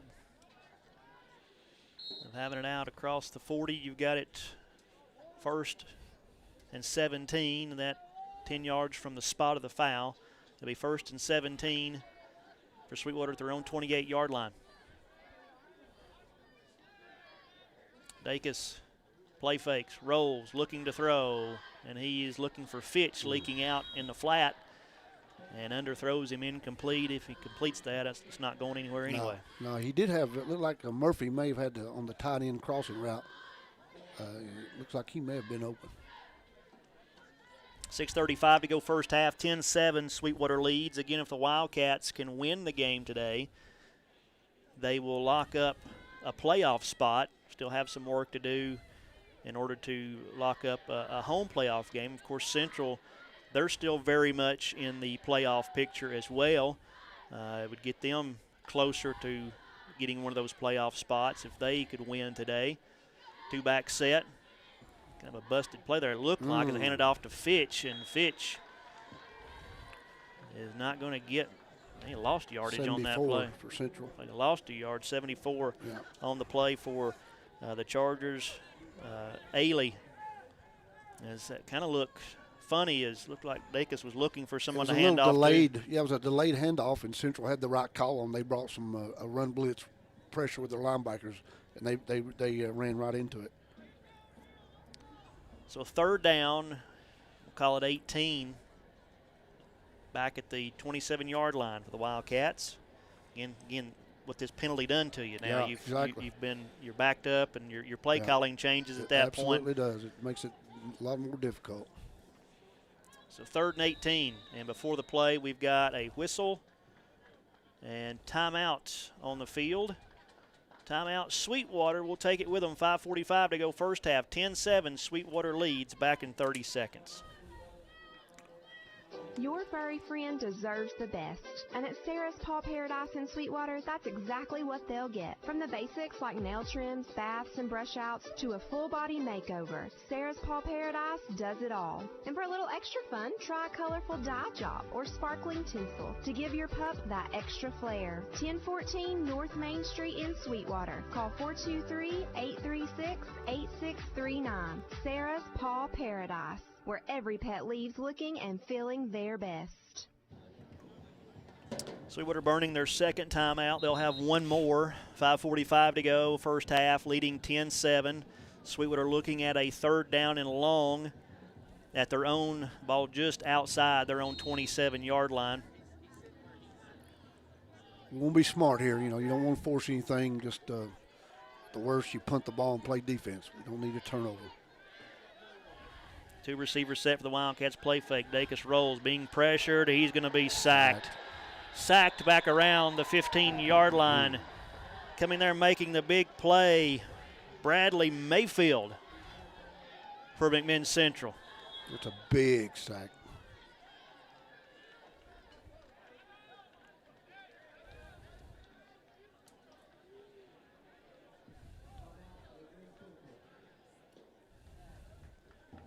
So timeout. Central. Timeout. Yeah. Central. Central took a timeout. We'll stay right here. 5:26 to go in the half. A half so far, Sweetwater has felt for the most part in command, but giving up the big kickoff returns. They was able, the third one against Cy Prince has saved 3 touchdowns on the kickoff return. Central able to cash in on that last one and get it to 7 points on the board for them in just a 3-point game.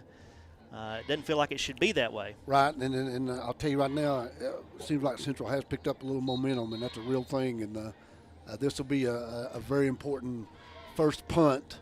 Hope we're not going to punt it to number 7, and he is back deep. Yeah, I mean, I'm kicking it as far away from him as I can, even if I kick it straight out of bounds. You know what I mean? We've got 5 minutes to play some defense because they've got a little momentum on their side right now. Jamez Moss back to return, standing around midfield. Prince to kick it away. 4th and long for the Wildcats. There's a snap. And the kick away, it's going to be a high, short, but away from Moss. It's going to bounce and take a Central roll back inside the 40 and down around the 39-yard line of Sweetwater. So McMinn Central are going to have great field position.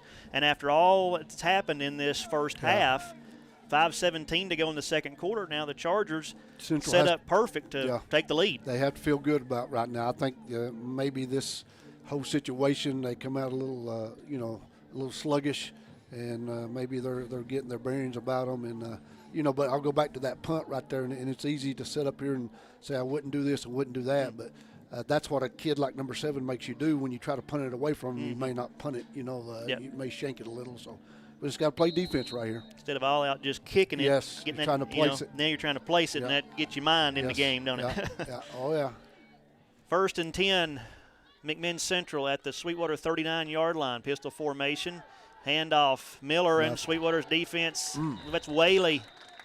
Logan Whaley leading the charge again, playing good defense for Sweetwater.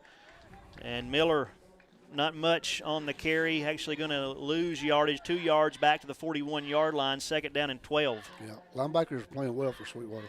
Flip side of that, if Sweetwater can keep McMinn Central from adding points here, that's huge as we go under 5 minutes to go in the first half. 3 receivers far side, 1 near for the Chargers. Mullins takes the snap, rolls to the wide side of the field toward the 3 receivers, lets it fly. It's complete.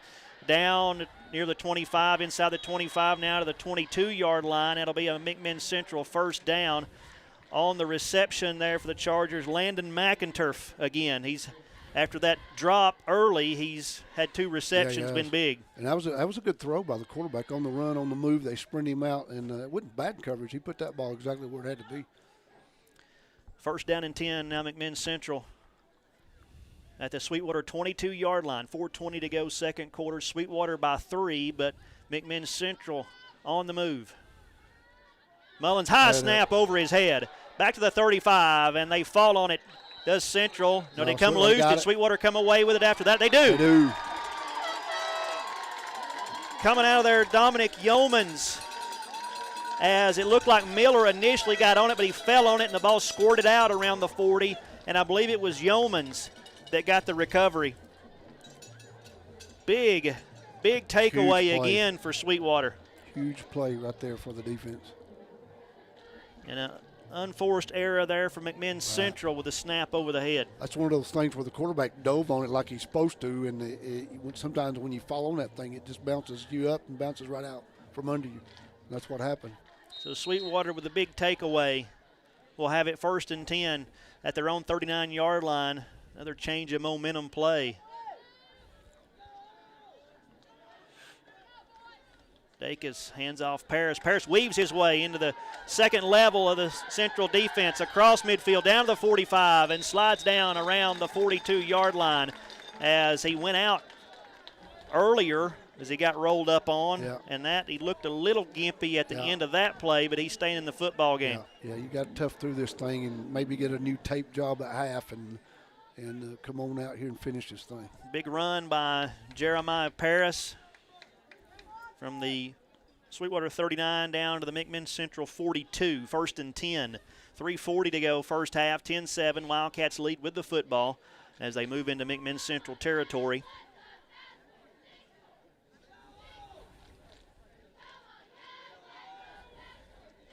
Two-back set. Dacus hands to Fitch. Fitch, not much, maybe a couple down to the 40-yard line.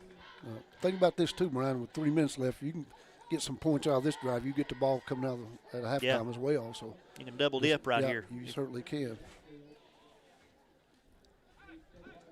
The 2nd down and 8 for Sweetwater. The ball at the McMinn Central 40-yard line. Sweetwater driving left to right toward the scoreboard here at King Barong Stadium on this Saturday afternoon. Glad you're with us on WMTY and WDEH, the voice of the Wildcats.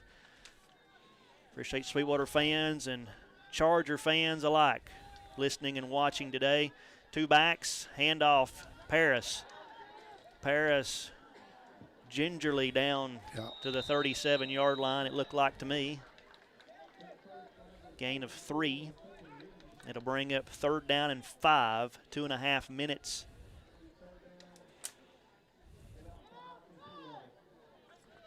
Now I saw, I'm just throwing this out here for just information, in pregame, Cy Prince with the ball kicking it from the 37, so that'd been a 47-yard field goal, was making them.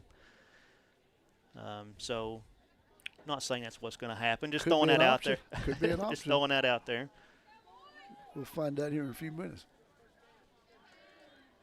Wing T formation. Paris comes in motion. They give to him on the jet sweep. He's going to have the first down inside the 35, near the 32-yard line, maybe even the 31. Good run, good hold over there on that left side of the line. That's something I like to see. The jet sweep really get your athlete on the edge really quick, and that's a good play call right there. We need to get him out there on the edge as quick as we can.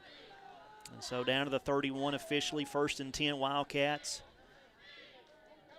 Big first down run, or a big run for the first down, I should say. 1st and 10, two backs. Dacus under center. Going to give to Jeremiah Paris, and I don't believe he wanted that football, did he? As he went down at the 31-yard line. He's struggling right now. Yeah, he probably needs to. Yeah, he's tapping his helmet. He wants out. I don't know if it's I saw him stretching out there. I don't know if it's a hamstring or something. That's just guessing. I don't know. Well, look, I don't know if it's that or if he's just winded. Maybe just tired. Yeah, he threw up a little bit when he come down here and sat down. Yeah. 2nd down and 10. Handoff. Fitch, a good run up in the middle of that Central defense, inside the 30, down to the 27-yard line. Gain of 4. That'll bring up 3rd down and 6 as we're down, approaching 40 seconds to go in the half. Sweetwater has one more timeout. As Dacus straight drop looking to throw, fires quick to the outside, complete to Stiles. Stiles makes a man miss and knocked out of bounds at the 20, stopping the clock at 31 seconds. So now you're definitely in field goal range, but you've got 31 seconds, a timeout, fresh set of downs at the 20. You still got your whole playbook. Does Sweetwater have a timeout? Well, let's see. Unless it was signaled wrong in the field. I thought they had called 2. Maybe they have. Maybe they have. Yeah, I've got them for 2 unless I missed one. Okay, all right. Dacus looking to throw. Fires out of the backfield, complete. And Jonkins, the freshman, in the game and down to the 16-yard line and timeout. They don't have any anymore after that one. That answers that. And so that's a gain of 4 down to the 16-yard line. Sweetwater burning their final timeout of the half with 24 seconds to go. We'll stay right here And so now, Coach, you have no timeouts. Right. You can play this a couple of different ways. On second down, right? Yep. Second down. Mm-hmm. I mean, you've got 24 seconds. You can run a play, something up the middle, or try to get it to where your kicker wants it, and then get up and kill the clock. But this is something they practice. So, you could just go ahead and kick the field goal. I do not know which direction they're going to go. You can play it a couple of different ways. Second down and 6. Sweetwater again using their final timeout. 2nd and 6 at the 16-yard line of McMinn Central. 10-7 your score. Sweetwater leading. It's been a game of momentum plays in this first half that both teams have inflicted on themselves, it seems like. Turnovers for McMinn Central. Sweetwater giving up big kickoff returns. Of course, you got to give Central some credit. You got to give Sweetwater some credit for forcing those turnovers. Yeah. Single back. 2nd down and 6. Dacus, play fake. Now going to dump it off, complete. Down to the 10-yard line on the reception and run down to the 8-yard line. And the clock will stop with the first down. I didn't know it was a first. On the reception and run. That's Colt Correll. First time we've called his name today. And Sweetwater will line up with 16 seconds. 1st and goal from the 8. Now the clock starts. Dacus. There's a snap, and then he clocks it. A little dangerous there as he looked to the sideline, and as the clock was moving, burning some timeouts, and then a couple of linemen I thought were set, then reset. I was waiting for a flag to come out. That's exactly what I was thinking. The clock stops with the Dacus clocking the ball. The incompletion, basically what that is. It'll be 2nd and goal from the 8-yard line for Sweetwater, 11 seconds. Now you've got – this next play is going to dictate a lot of things, isn't it? Right. I think this is obviously they're leaving the offense out, so I think you got to think they're throwing for the end zone. Yeah. Either a you don't want to. You cannot throw short of the end zone. You got to throw for the end zone, and if you score, you score. If you don't, you kick the field goal. There, Dacus straight drop looking to throw pump fakes, and he's going to throw into the end zone and incomplete. And that's what I was going to say next is incomplete to Isaiah Stiles. If the receiver's not open, he's got to throw it out of the end zone, and that's what he done right there. We catch it or nobody catches it. He did a good job of that. So the incompletion with 6 seconds to go in the first half. That's going to bring out Prince for a field goal try. And this will be about a 24-yarder to try to extend the Sweetwater lead. And McMinn Central is going to use a timeout, and we're just going to stay right here. We don't want to miss this field goal try. And so as you start to line up your kicker, Cy Prince, he's already made one. He is now 7 for 9 on the season kicking field goals. 31 for 31 from extra points. And so that's a weapon, ain't it? That's a weapon. He's had a great year, and I expect him to put this thing through right here. Very makeable. And so it will be right about a 24-yarder. As he made a 26-yarder earlier in the game. Actually, the first points on the board was a Cy Prince 26-yard field goal that got Sweetwater up 3-0.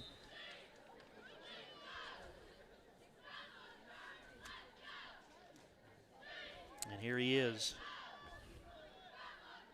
Let's say at the 25, where that spot is between 4 and 25. We'll call it the 25-yard field goal, the snap, the hold, the kick, right down Broadway. Good. So with 2.6 to go in the first half, it's now Sweetwater 13, McMinn Central 7 as you listen to Wildcat Football on WMTY and WDEH. At Sweetwater Insurance Agency, we like to think of our customers as friends and family. Sweetwater Insurance Agency has served this area for over 100 years, providing security for people like you and me. We are located under the red roof at 118 West North Street, or you can give us a call at 423-337-5088. And you can even email us at agent@sweetwaterinsurance.com. Sweetwater Insurance Agency represents many fine insurance companies, including Farmers Mutual of Tennessee. This is Harris Lovingood inviting you to contact us for all your insurance needs. You're listening to Sweetwater Football on WMTY 98.3 and WDEH AM 800, Sweetwater, Tennessee. A 25-yard field goal for Cy Prince to extends Sweetwater's lead to 13-7 with 2 seconds to go here in the second quarter. Coach Martin, you wanted a touchdown right there, but you got points, which is big, and you get the football after halftime. Right. Listen, that's a good job. They managed their time right and take advantage of a turnover and kind of double dip, as you said earlier. So just squib this thing right here and let's go to halftime. Yeah, don't kick it to 7. Don't kick it to 7. And Cy Prince approaching the football, and they squibble along the ground, and it's going to go out of bounds. I'm even okay with that. Yeah, it's better than 7. Yeah, because then, I mean, it gives McMinn Central good field position, but they're going to have to work, to get down the field on that instead of kicking it and letting number 7. He's a dynamic player. We've already witnessed that. And I think you just said that any time a team has a dynamic player, I'm not going to punt or kick to him. He's going to probably touch it enough, on offense. So those dynamic players, they have a tendency of taking over a football game, don't they? They certainly can. And so now, our Ask Junior from last week, this ball went out at the 40, and so that opens up some possibilities here on this assessment of this penalty. And so now it's going to be 5 yards from where it went out, and so it's going to be the 45-yard line. We just talked about that last week on the Ask Junior segment. If you don't get to, you've not been hearing those, you can get them on our website, WMTY983.com, or catch it before View from the Sideline every week in our pregame coverage. So 2 seconds to go, and before the play, we got a flag. I believe we're going to have some movement for McMinn Central. This is a good spot for some type of tunnel screen or something as well, because Sweetwater's going to be playing prevent, and you might get it to an athlete out there and get a few blockers ahead of them. Encroachment on the offense, so somebody was lined up in the neutral zone for McMinn Central on that play. So time for one play. Back to the 40-yard line, 60 yards away from the end zone. Mullins out of shotgun, looking, setting up the screen, looking for Gooden, incomplete. There was Yeomans on the coverage. That will end the first half of play. A good first half of football. Good first half. 13-7, Sweetwater has some momentum going into the locker room after hitting that second field goal and extending their lead.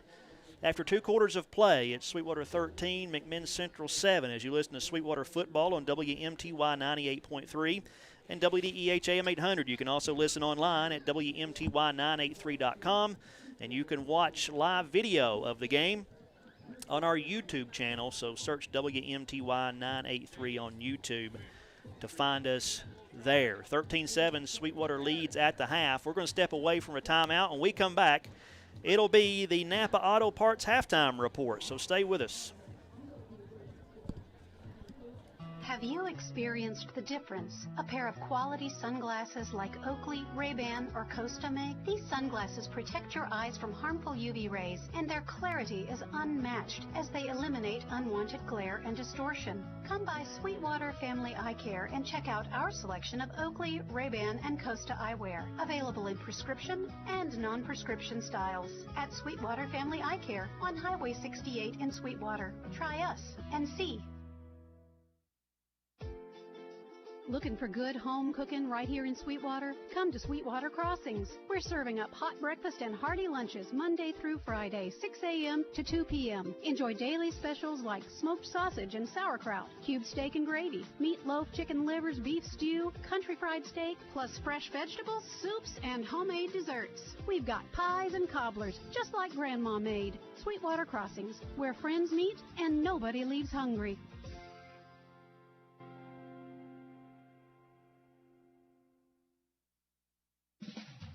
The staff at Napa Auto Parts in Sweetwater would like to thank their loyal customers for supporting their business for all these years. Napa Auto Parts has proudly served Sweetwater and the surrounding area since 1973. Owner Scott Skinner and his staff have the expertise to help you find whatever part you need. They have the know-how, the Napa know-how. Stop by and see your friends at Napa Auto Parts on Main Street in Sweetwater, or call 337-3555.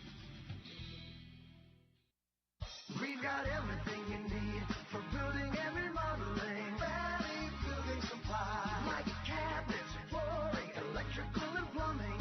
Valley Building Supply, we're here to understand and help you with your plan. Nobody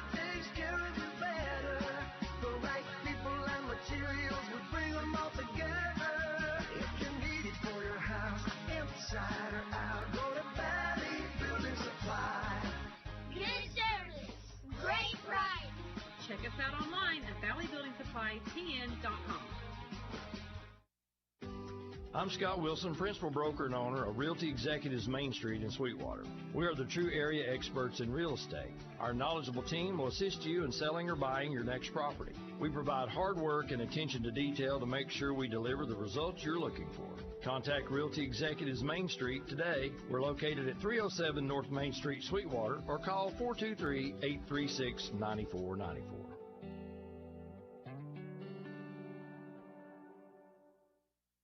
No matter who you're rooting for, you can always count on the winning team at Volunteer Federal, a strong, friendly, full-service bank that's been making mortgages locally since way back in 1974. Our friendly professional staff is always ready and willing to help with your financial needs. And with convenient branches in Sweetwater, Madisonville, Von Orr, and Tellico Plains, we're just around the corner at the home of better banking. Come home to better banking at Volunteer Federal. We're Monroe County's oldest locally owned bank. Volunteer Federal, member FDIC, and equal housing lender. This broadcast is a copyrighted production of Horn Radio, LLC. Any use of this broadcast without the consent of Horn Radio is prohibited. The voice of the Wildcats, WMTY and WDEH, Sweetwater.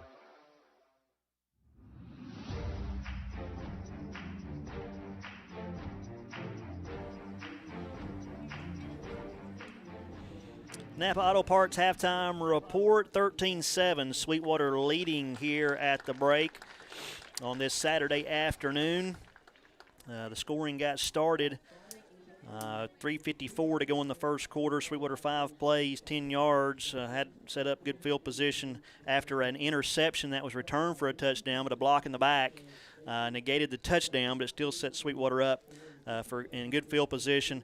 And it ended with a Cy Prince 26-yard field goal, and Sweetwater led 3-0. Then coming in the second quarter, it was a 7-play, 88-yard drive after Sweetwater's defense got a turnover on downs. Sweetwater in 7 plays drove it 88 yards. It took 3 minutes, 47 seconds off the clock, capped off by a 7-yard Jeremiah Paris touchdown run. The Prince extra point good. Sweetwater led 10-0. But the very next play, the ensuing kickoff, kicked it to number 7, Moss. Yeah. And speaking of Prince, that was his third touchdown-saving tackle on a kickoff return in the game, but it returned all the way down to the Sweetwater 11-yard line.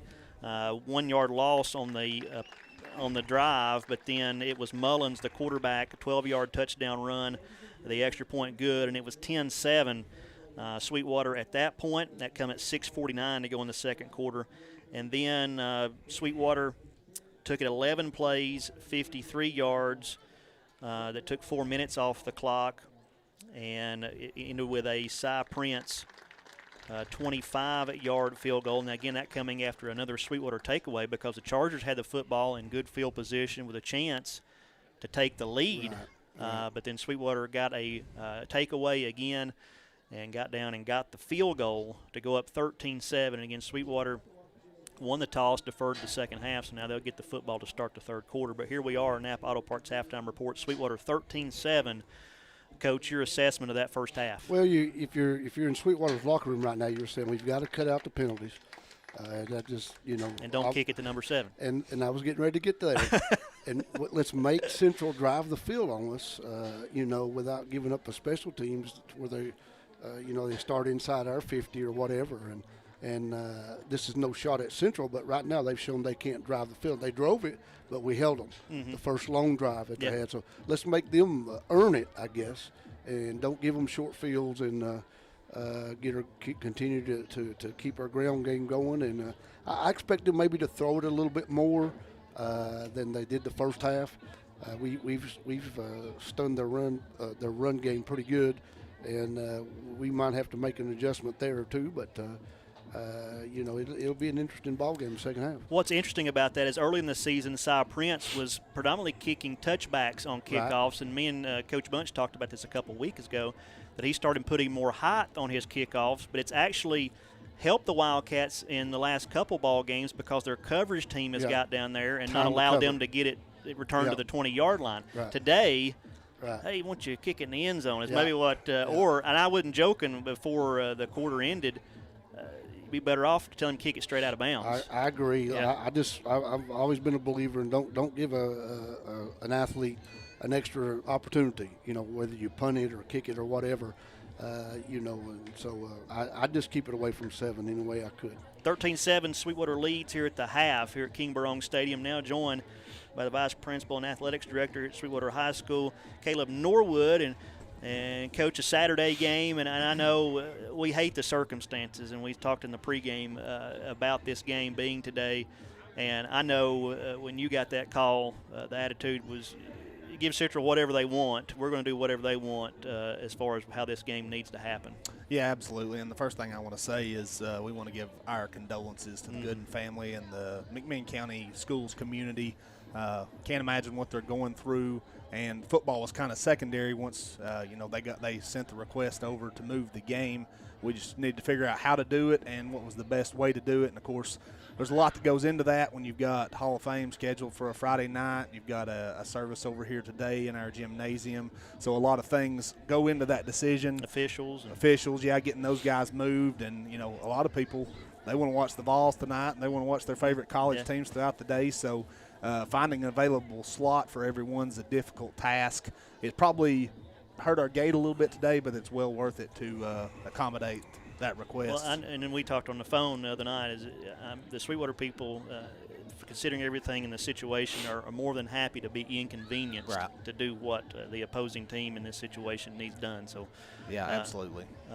So your thoughts on this first half? It's a game. It's kind of, I said earlier, flipped around a little bit, but it's some big plays here or there. But it's each team, it seems to me, inflicting pain upon themselves, not the other way around. Yeah, it's one of those things that's really going to be down to who makes the least mistakes here in the second half, and that's cliche, but that's a fact as we go down through this one. It seems like Sweetwater's able to control the line of scrimmage, which you feel good about going down the stretch, but Central's got some athletes on the perimeter that can really hurt you in a hurry, so you've got to keep those guys in check. That's right. They've got two of the best playmakers in this district in number 7 and number 10. Mm-hmm. What's going on around Sweetwater? What do you want to share with us here in this halftime update? Well, it's been a quiet week since we've talked to you last time. Really not much going on other than football. So all of our efforts are there right now, and proud of those guys. And they've had an extra day to prepare. We kind of threw a curveball at them by moving the game a day, and thought Coach Bunch and his staff did a really good job accommodating that. And we talked, girls soccer finished up. Yep. Basketball will be here pretty quick. Is all the preparations for that going well? Yeah, they're working every day. They've had a good off season, trying to get in the weight room, get stronger. That's been an emphasis for both programs in the off season, and we hope that they're going to be a young team. We hope that they'll give great effort and show up and play in a big way. That's Caleb Norwood, Athletics Director here at Sweetwater High School. Anything else for us? I'm just blessed to share a airwave with Mike Martin. I just want to say that. That's the third comment. People comment. I've never been able to do Martin, this. On the I'm here with a celebrity. I'm here with a celebrity. We got a bunch of commodians up here. See, I'm levitated here. I just can't. I'm just so. Thank you, Norwood. Thank y'all. Go Cats. All right. Sweetwater at the half here in the Napa Auto Parts halftime report, leading 13-7. Napa Auto Parts, downtown Sweetwater. I say downtown. I keep saying that, downtown. Main Street.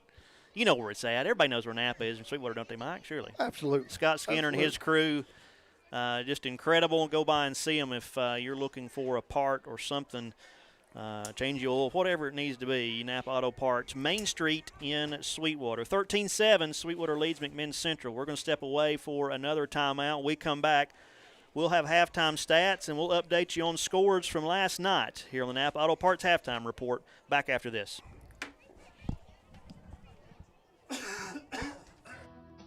Count on Star Regional Medical Center when every minute matters. Emergencies strike day or night. So we're here when you need us most, providing emergency care close to home, including the higher levels of heart care found in an accredited chest pain center. 24 hours a day, 7 days a week. Star Regional Medical Center. From the routine to the unforeseen, count on us. Check our average ER wait time at starregional.com. McDonald's is excited to be a part of the Sweetwater community. We would like to give you the opportunity to come join our team at one of our 11 locations, which include Sweetwater, Athens, Madisonville, Etowah, Ocoee, Ottawa, or one of the 5 Cleveland locations. It's as simple as texting APPLY to 38000 or dropping by one of the 11 locations for an application. We offer flexible schedules, tuition assistance, competitive wages, and now offering doctor on-demand telehealth. Come join our team at your local McDonald's. Tennessee Metal Products in Sweetwater is your source for top-quality metal roofing, locally owned and operated with competitive prices and personal service. Choose from 16 colors of metal roofing panels, traditional or standing seam, smooth or textured, all Energy Star certified. They also carry metal board and batten siding and vented soffit. Located on Murray's Chapel Road in Sweetwater, call 423-351-1141 or visit tnmetalproducts.com. Tennessee Metal Products, built to last, close to home. Hi, this is Jim Fairweather, owner and founder of Fairweather Financial. It has been my pleasure and honor to sponsor the Countdown to Kickoff since 2005. A good football team takes a good coach, just like financial planning. When you need us, we'll be here. Just Google Fairweather Financial or like our Facebook page. Go Wildcats! Securities offered through LPL Financial, member FINRA SIPC.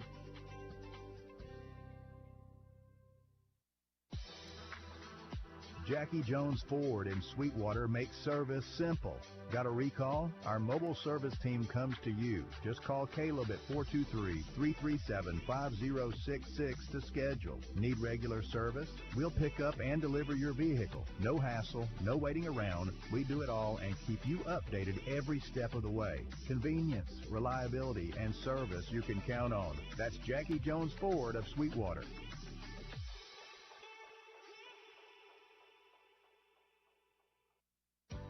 Fall is here. Is your home ready for cooler temperatures? C&E Heating and Air Conditioning has you covered with top quality Amana products. Amana, America's brand for comfort. Enjoy easy financing, year-round support, and unbeatable warranties. With nearly 50 years serving our area and an A+ Better Business Bureau rating, you can trust C&E. Call 423-745-0424 or visit cnehvacathens.com today. C&E Heating and Air Conditioning.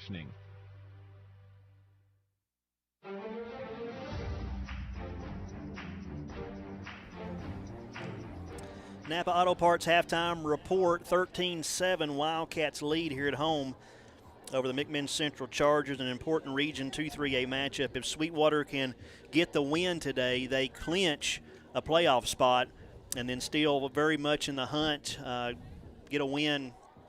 They don't have to win. I'm getting ahead of myself, but if they win today, and that's a big if, okay, because we've got a whole half of football against a good McMinn Central team. But they'll clinch today if they can win playoffs, but they don't necessarily have to win next week in that scenario to get the second seed, but there's some things that have to happen, and so can't say that they clinch a home field if they win today. So we'll get into all those scenarios in the Fairweather Financial Countdown to Kickoff next week. Because you start looking at it 2 or 3 weeks early, you got to take your shoes off and all this kind of stuff to figure out if this team does this and this team does that, and so. But Sweetwater's the main thing, and we've talked about it for several weeks now. Sweetwater controls their own destiny. If you win, if you do what you're in control of, you don't have to worry about what this team or that team's doing. You said it earlier as let's win this one and clinch a playoff berth, and then take care of business next week and put you in a good spot to host. 13-7 here, but they have a lot of work still yet to do in this game to clinch that playoff spot today. Let's look at our halftime stats. Our stat man, Brian Nile, doing a great job for us. First for the McMinn Central Chargers, 7 points on the board, had 6 first downs in the first half. Carried the ball 15 times for 35 yards, 5 for 12 passing, 48 yards, total of 27 plays for a total of 83 yards of offense. They had 2 penalties for 10 penalty yards. They turned the ball over twice, which was huge for them and big for Sweetwater in their favor. Central was 1 for 4 on third down, 1 for 3 on fourth down. Time possession at 9 minutes, 17 seconds. For Sweetwater, 13 points on the board. They also had 6 first downs. Ran the ball 21 times for 123 yards rushing, and that's what, along with Sweetwater getting the takeaways, offensively, they have offensively controlled that line of scrimmage and been able to run the football. Which is crucial in a game like this against a team like this. Sweetwater 4 for 8 passing, 31 yards, 29 total plays for 154 yards of offense. 5 penalties for 35 yards, though, was one of the negatives in the Sweetwater column. They've not turned the football over. 1 for 4 on third down. They've not had to go for it on fourth down. Time possession, 16 minutes, 30 seconds. Sweetwater scored 3 in the first quarter, and then it was Sweetwater scoring 10 in the second quarter and McMinn Central 7 in the second quarter for a 13-7 halftime score. Individuals, first for McMinn Central, Rayburn, he's carried the ball 6 times for 10 yards. Mullins, their quarterback, 4 carries, 22 yards, and he had their touchdown run of 12 yards. Miller, 5 carries, 3 yards. Mullen, 5 for 12 passing, 48 yards, and an interception.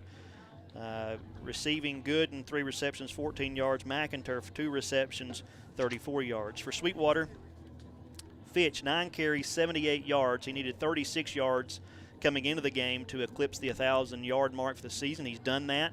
9 carries, 78 yards. Paris, 11 carries, 57 yards, and a touchdown run. Dacus, 4 for 8 passing, 31 yards.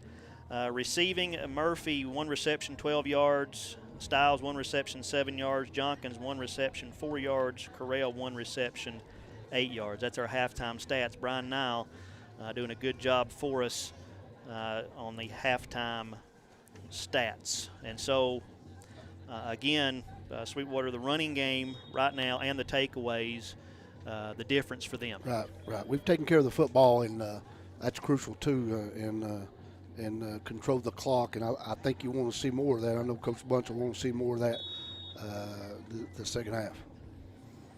Let's look at some scores from last night. Kingston defeated Rockwood 42-35. Scott County, is it Scott or Scott County? I know it's Scott County, but they pretty much call themselves Scott from everything I've seen. Right. Scott beat Wartburg 48-7. Meigs County defeated Austin East in a region matchup 47-6. Locally, Red Bank defeated Sequoia 49-0. Loudon in double overtime defeated Signal Mountain 20-17. Ray County defeated McMinn County 34-6. Tellico with a big win over Smith County 25-21. Coalfield defeated Greenback 35-0. Midway over Oakdale 41-6. Region 1 3A, Region 2, Sweetwater and McMinn Central's region will be matched up again in the playoffs. Their number 1 team out of Region 1 3A, they defeated Johnson County in a region matchup 41-0. Unicoi County defeated West Green 42-0. Pigeon Forge over Chucky Doak 25-18. And then Claiborne County over Cumberland Gap 34-0. We were talking about this a little bit. Of course, you play the games for a reason, but when you start looking ahead to playoffs, again, Sweetwater and Central Region 2 3A will be matched up against Region 1 3A in those opening rounds of the playoffs, opening games of the playoffs. And Gatlinburg-Pittman, a good football team. After that, it's pretty good matchups for Region 2. It is. It's over the years, it's shown that. Gatlinburg usually is the best team in that region, and that's no knock on anybody. It's just what it is. Yeah. And so you kind of like our region versus their region overall in the playoffs. I said, I got a text from Artie. Artie's on his way, my usual cohort, on his way to East Lansing with his son Luke. Luke somehow is a Michigan fan. Michigan's playing at Michigan State tonight. They already had plans to go to that game, and so when the game got moved today, Artie was out. But he's listening and saying, let me tell you to quit doing so well because he wants to keep his job here on the microphone. But I don't know if he was listening earlier, but I want to say it again. They're going up there to watch that game, and I said I could have painted a wall here in Sweetwater. Him and Luke could have sat there. I got them folding chairs. They could have watched the paint dry and had the same experience they're heading up to watch tonight. Or they could have come to my house and done some yard work. It would have been just as fun. But we appreciate Artie. Absolutely. Haiti couldn't be here today, but glad capable Mike Martin right here with us doing a fine job. Sweetwater at the half, leading 13-7. They'll get the football to start the third quarter. We'll take a 60-second timeout. We'll come back with that third quarter kick. Hi, this is Jenny Seiler. Ever notice how accidents never happen on a quiet Tuesday when you've got nothing going on? Nope, it's always when you're late for work, the dog's chasing the mailman, and your teenager just backed into the mailbox. That's why at Paramount Insurance in Sweetwater, we make sure you're covered before life gets messy. Home, auto, business, we've seen it all, and we'll be there when Murphy's Law strikes. Give us a call or stop by today. Paramount Insurance Services, because life happens fast, and so do we.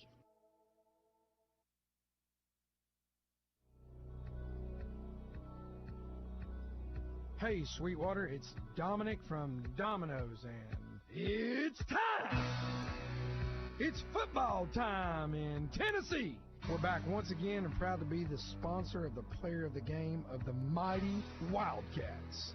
Let us be your tailgate special or after-game meal. And go Wildcats!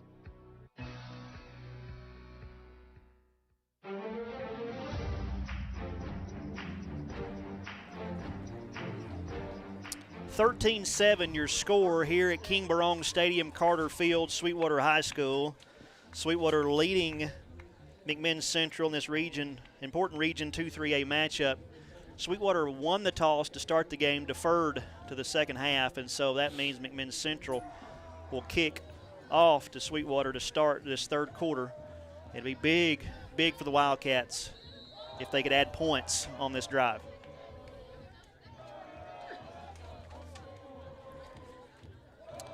And the Chargers have it teed up. Aaron Brock to kick it away. Paris and Stiles back to receive. And they won't get it. It's going to be a short kick angled to the sideline, and it's going to go out of bounds. But, boy, that was dangerous. Yeah, that was. If that had died right there on that sideline, yeah. McMinn Central was all over. Yeah, they were. If it would have checked up and bounced up instead of out, they might have had a chance to get it. So it's a kickoff out of bounds. They spot it out at the 37, so you're going to add 5 yards to that. Sweetwater should have it at the 42-yard line to start this drive.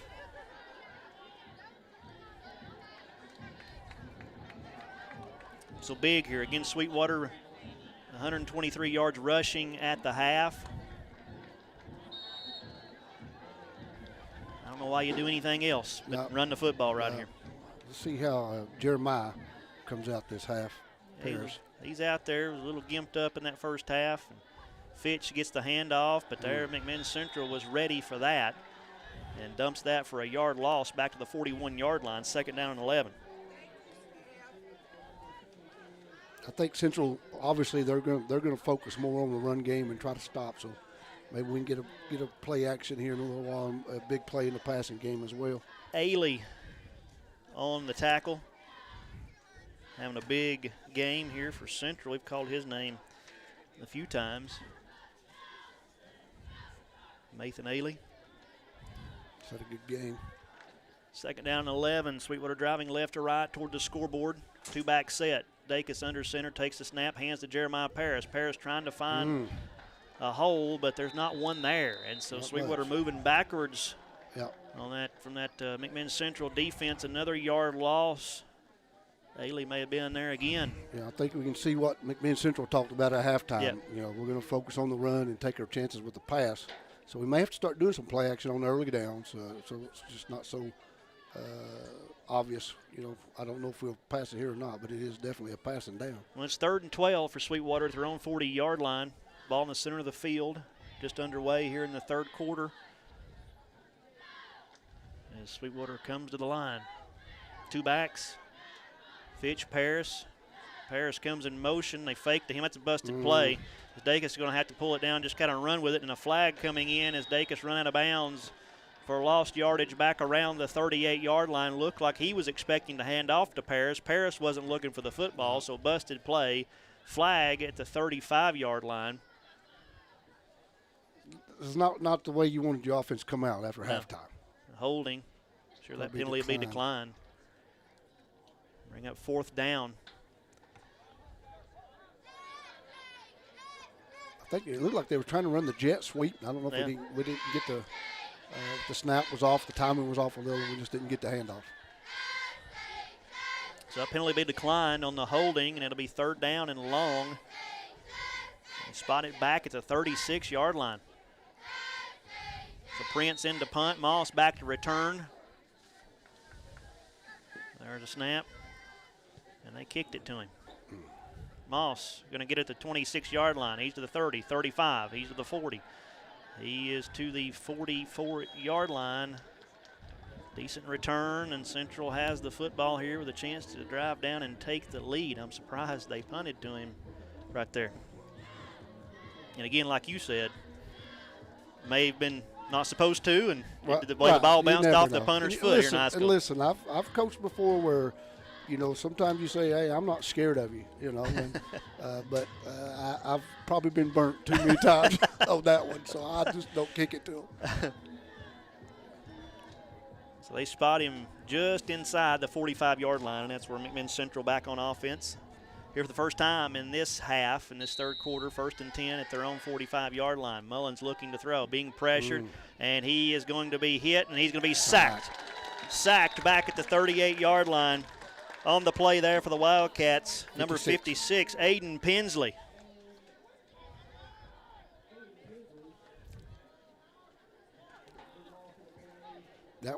We got pressure right off the snap on that one. I don't know if that was a busted protection or what, but we got immediate pressure off the edge. So that's a loss of 7 back to the 38-yard line. 2nd and 17 for the Chargers. 4 receivers spread the formation. There's a snap. Mullins rolling to the far side of the field, looking. He's being pressured again. And stripped. And it's loose at the 40-yard line. Did Sweetwater get it? They did. Sweetwater falls on the fumble. Was that Yeomans again? I think it was. 23, I think it was. Dominic Yeomans. And Mullins getting pressured. It was a pass play, but nobody was open, so he was buying his time. And then when the pressure came in there, he still had the football out in one hand, and it was stripped easily and then kicked around a little bit, and Sweetwater falls on it. He tried to go up underneath the pressure and didn't have good ball security, and they swatted it out. Got to take advantage of this one right here. Giving Yeomans and Powell high fives. So I don't know which one stripped it and the other recovered or what happened right there. People can tell there on the video, I'm sure, as Paris now comes in motion. Dacus quick throw to the outside, complete to Stiles. Stiles down to the 35, makes a man miss to the 30, and knocked out of bounds around the 29-yard line. Isaiah Stiles. And so Sweetwater with their 3rd takeaway has been massive in this game so far. Right, that's a good play call right there on 1st down, throw the ball, something safe, quick pass, change it up a little since they're really teeing off on the run. Gain of 11 down to the 29-yard line. Sweetwater 13-7 with the football. 9.5 minutes to go in the 3rd quarter. Looking to add to their total. Penalty and good defense by Central on Sweetwater's first drive of this half. Went nowhere. Here's handoff. Ty Fitch bounces off a would-be tackler. Pinballs his way down near the 21-yard line before he's brought down. A gain of 8. But on this drive, Sweetwater set up with short field with that takeaway, and then 2 plays here have been effective so far. It'll be 2nd down and 2 for the Wildcats down at the McMinn Central 21-yard line. 13-7, again, your score. Sweetwater leads. 9 minutes to go 3rd quarter. Glad you're with us on WMTY and WDEH, the voice of the Wildcats. 2nd down and 2. See if Jeremiah don't get a touch right here. Dacus takes a snap. Right on cue. There goes Jeremiah Paris. And Paris brought down, no gain at the 21-yard line. They've definitely made an adjustment against our, what I call a buck sweep, faking to the fullback and handing, pulling some guards and handing to your tailback. They've made an adjustment on that play so far. They've done a good job of stopping it 2nd half. I'm calling you Tony Romo if you keep predicting the next play like that. He's a Dallas guy. Don't call me Tony Romo. So remain 2 yards to go for the first down. To be 3rd down now for Sweetwater. Ball in the center of the field, driving left to right toward the scoreboard. 3rd and 2 at the Central 21. Handoff, Paris again. Paris trying to go wide, and he may have lost a yard on that play. Yeah, that's the same play again. This will be an interesting Yep. call. So now you're at the area of the field. You're up by 6. Possibly you're in range, you would think, for Cy Prince. Do you give him a shot to put you up 2 scores, or do you try to go for it on this 4th and short? And they're going to try the field goal. They're going to try the field goal. He's a weapon. And so Sweetwater leading 13-7, trying to add 3 more. This is going to be in the neighborhood. This is going to be a 39-yard field goal try. From the left hash, kicking toward the scoreboard. Snap, hold, kick is on the way, and that looks like that's wide left. No good. Yep. 7:08 to go in the third quarter. It remains 13-7. Sweetwater as the McMinn Central defense turns the Cats away. As Sweetwater tried to go wide on them a couple times, and Central didn't let them have the edge. Yeah, they've done a good job on that, but most of the time, and I'm sure our coaches up in the box are seeing what the adjustments they've made, and hopefully you can get our middle game or a quick hitter game working, and some quick throws on first down or some play action that may open those up for a big play later on. It'll be 1st and 10. McMinn Central, their own 20-yard line. Mullins looking to throw to the outside. Single coverage, just deflected, but Central's receiver's going to come away with it. Mayfield across midfield down to the 45 as Bono had the coverage. Man. No, I thought it was 3 at 7. Of course it is. It's Moss. Yeah. Moss. He went up and mossed, as they say. He mossed the guy. That's a great play, great coverage. He just made a play on it. They spot him down to the Sweetwater 44-yard line. Jamez Moss. I've been wondering when they're going to take another shot downfield. 4 receivers set. 1st and 10 Chargers. Receiver comes in motion. It's good, and across the formation, they're going to throw it to him. It's complete. He's down inside the 40, down to the 35. Flag coming in, out of bounds to the 34-yard line. That's going to be holding. Yeah. I think somebody was holding Bono over here. Yeah, that spurred him open, but that was definitely a hold. That coming at 6:29 to go in the third quarter. But that's a good job by Central as well. You know, you want to get the ball out to your athletes, and obviously number 10 is one of their best. That's a good play. I could see them coming back doing it again. Just have to execute it without the penalty. And holding 10 yards from the spot. We'll move it back to the 49-yard line. And we'll replay first down. Be 1st and 15. Again, a big holding call. Both teams have had some of that today. Big penalties that hurt the momentum they had going. 2 receivers on each side of the set, and before the play, we got some equipment. And I was going to talk to you about that earlier. Same thing here as number 10, Jake Gooden, going to have to come out because his knees are uncovered. Yeah, you just made my blood pressure go up. 1st and 15 for Central, the Sweetwater 49-yard line. Handoff to Miller. Miller's got some room, makes a couple guys miss. Miller down inside the 45, down to the 40 to the 39-yard line before he's brought down. Good run by Samuel Miller, and I've not understood why those guys want to have their knees uncovered. You'd think a helmet to one of those kneecaps would end that. I can tell you why, because everybody does it on Saturday and Sunday. Yeah. Looks like they're just wearing girdles. Bicycle instead of uniforms. short. Yeah, but that's why. I can tell you why. So 2nd down now and 4 after that gain of 11. Mullins looking to throw. Quick throw, complete. Out there to McInturf. McInturf down to the 35-yard line, to the 34. Depending on the spot, I think that's enough for a first down. Yeah, it is. I think it is. Yep, first down. So, again, after everything, how this game's went, Sweetwater's had opportunities, but here we go, this McMinn Central Chargers. Hanging around. Driving down here, and they've got a chance to take the lead as we approach 5 minutes to go in the third. Which is probably not surprising. I think these two teams are, albeit they have different styles, I think they're pretty evenly matched. 1st and 10, McMinn Central at the Sweetwater 34-yard line, driving toward the concession stand here at Sweetwater as Mullins rolls the pocket looking to throw. Fires on the run, complete, down near the 25-yard line. I believe that was Moss again over there on that side. Bono with the tackle. That was Moss on the reception. And they're going to spot him at the 26-yard line.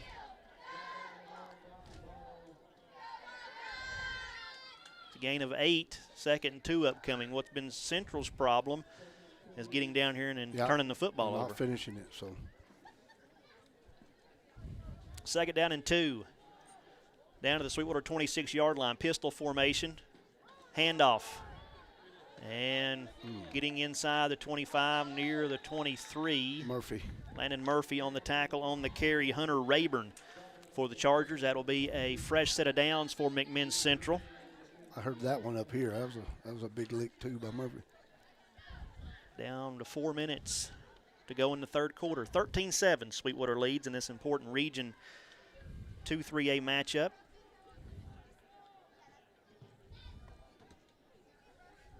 It'll be 1st and 10 at the Sweetwater 23-yard line. Ball in the center of the field. Mullins, shotgun, 3 receivers.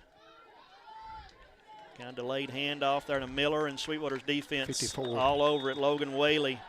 Again, Central fans a little upset because he never went down, but they blew the whistle. Yeah. They say his forward progress was stopped. Yeah, they did blow the whistle. And that's a loss back to the 25-yard line. Logan Whaley, the initial contact, blowing that play up. Loss of 2, 2nd down and 12. The one thing I've not seen Central do that I've seen them do on film is throw the little, what we call the tunnel screen, where you get the ball to an athlete coming back towards the football. I wonder if they're not saving one of those for maybe this drive. 2nd and 12, 4 receivers. Mullins looking. Mullins got a man on the outside. It's going to be overthrown, incomplete. He had Jake Gooden on the outside open. He gets that down, maybe even leads him a little bit at the touchdown. Yeah, it is. That was a good concept right there. They had an out and up with a post route, and we kind of lost the out and up, number 10, Gooden.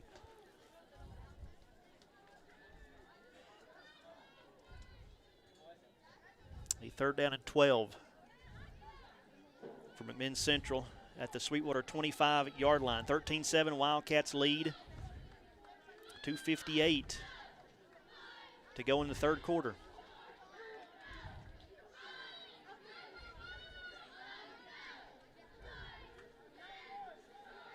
Big 3rd down for both teams here. 4 receiver set. Mullins rolls to the far side of the field, being pressured by Whaley. Let's go of it. It's going to be incomplete. Looking for McInturf. McInturf slipped and fell at the 10-yard line. The ball was thrown more to the middle of the field, but he couldn't complete his route with a fall down, and it falls incomplete. So 4th and 12. Yeah, I think 2 Sweetwater players got the worst of that one. When he fell, I think they both collided. Big 4th down upcoming for McMinn Central at the Sweetwater 25-yard line. Driving right to left toward the Wildcat Snack Shack. 13-7, Sweetwater leads. 2:52 to go in the third. Miller in the backfield with Mullins, the quarterback. 2 receivers on each side of the set as they spread out 4. Mullins straight drop looking. Mullins looking to the end zone, looking for McInturf. Picked off in the end zone by Stiles. Just go down. Finally he does. He looked like he wanted to return it out of there, but goes down in the end zone for the touchback. So once again, McMinn Central looks like they're driving, and they turn it over. That's a big stop by Sweetwater there. That's a good route call, too. They had all verticals, and our corner kind of played in between the outside number 1 and number 2 guy. Came back and made the interception. The 4th takeaway by the Sweetwater defense today. Pass was intended for McInturf, but he was pretty well covered. That had to have been perfectly thrown. It was a little high. Need to take advantage of this one. We need to get a good drive going, take some time, and get some points.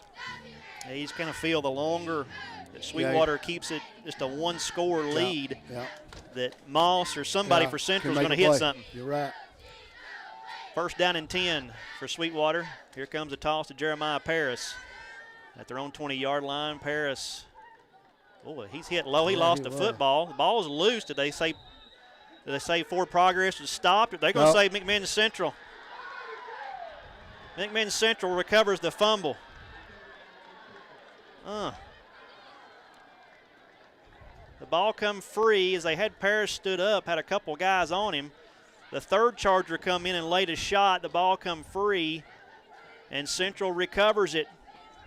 So they take it away right back. That was close to, not close that he lost the football, but close to whether that was blow the whistle Yeah, time? it was right on it. It was very close. But it's a takeaway. Got to bend their backs again right here. Make a play. That's the first one of the night for Sweetwater. First right? Sweetwater turnover of the game. See what we can do. 1st and 10, McMinn Central at the Sweetwater 25-yard line. Full receiver set. Mullins looking.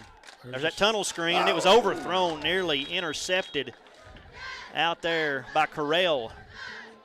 There was your tunnel screen. Yeah, I knew they like to get him to that. That's a good play for those type of kids, and he just overthrew it. And Coach Correll, if he'd caught that, he could have took that to the house maybe. I believe Sweetwater's front got a little pressure and made Mullins rush that throw. Yeah. 2nd and 10.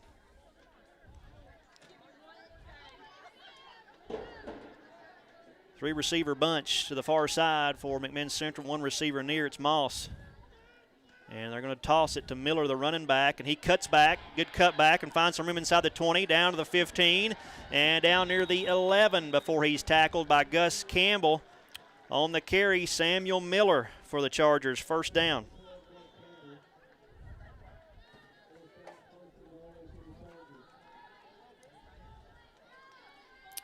First down and 10.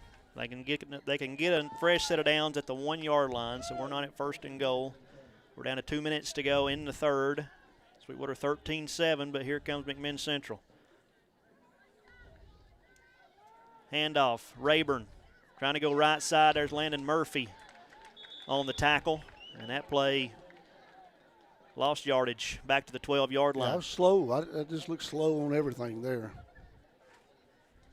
And he's limping off. That may be why. Lost a 2. Back to the 13. 2nd down and 12 for McMinn Central at the Sweetwater 13-yard line. So we're down to 90 seconds to go in the 3rd quarter. And what has been so far a low-scoring game, 13-7, Sweetwater leads. Ball in the center of the field, driving right to left toward the concession stand. Here's the 2nd and 12 for the Chargers. Mullins, play fake, rolls, looking to the sideline, complete out there. And Sweetwater brings the play, the receiver down around the 6-yard line on the reception, Jesse Holden. 3rd down. 3rd and 5 at the 6-yard line. They can get a first down at the 1. We're down to 50 seconds to go in the 3rd quarter.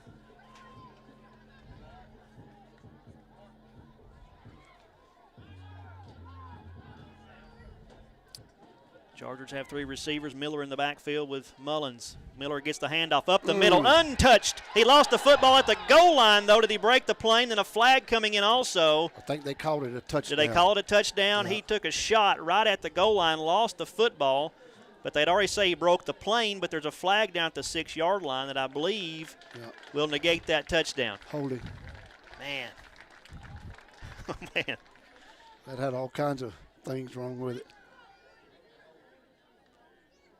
Too bad high school doesn't have an instant replay or that touchdown. We could have been here for 30 minutes looking and try to figure that out. That did look like it was right at the goal line. Holding. So 10 yards from the spot of the foul was the 6-yard line.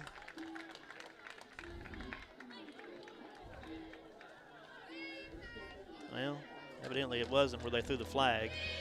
They threw the football back to the 13-yard line.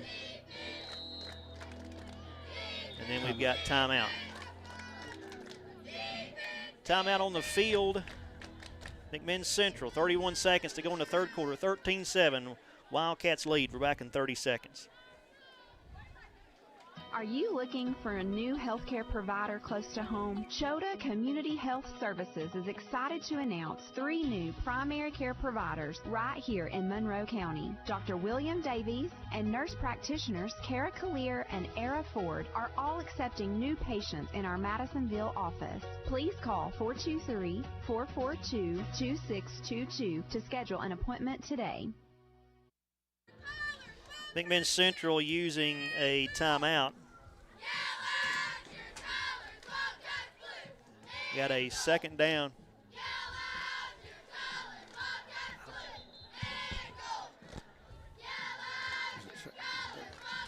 Well, there's confusion here. It should be sticks are showing 2nd down. Clock showing third down. I think it's second. That was a holding call negating that touchdown on the Chargers. And so it's going to be second down and 12 at the 12-yard line. Mullins looking to throw. Fires in the end zone, complete. Moss wide open. Touchdown. McMinn Central. Doesn't matter what down it was. Yeah, we call that a rail route. I'm telling you, he's a problem. So McMinn Central ties it up on a Mullins to Moss 12-yard touchdown. So they got the touchdown wiped off because of the penalty, then come right back next play and got it again. Yeah. And so here we are, Aaron Brock away from sending McMinn Central to the lead with 25 seconds to go in the third.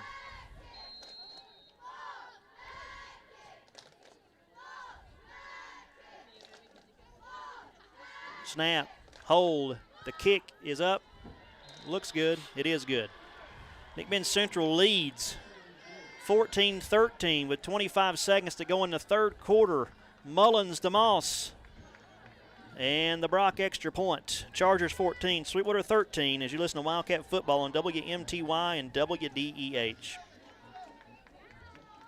Shopping for insurance starts out simple enough, but you soon realize there are a lot of options. Lots and lots of options. You may begin to question whether it's even worth your time. But what if there was one place that took the stress out by doing the shopping for you?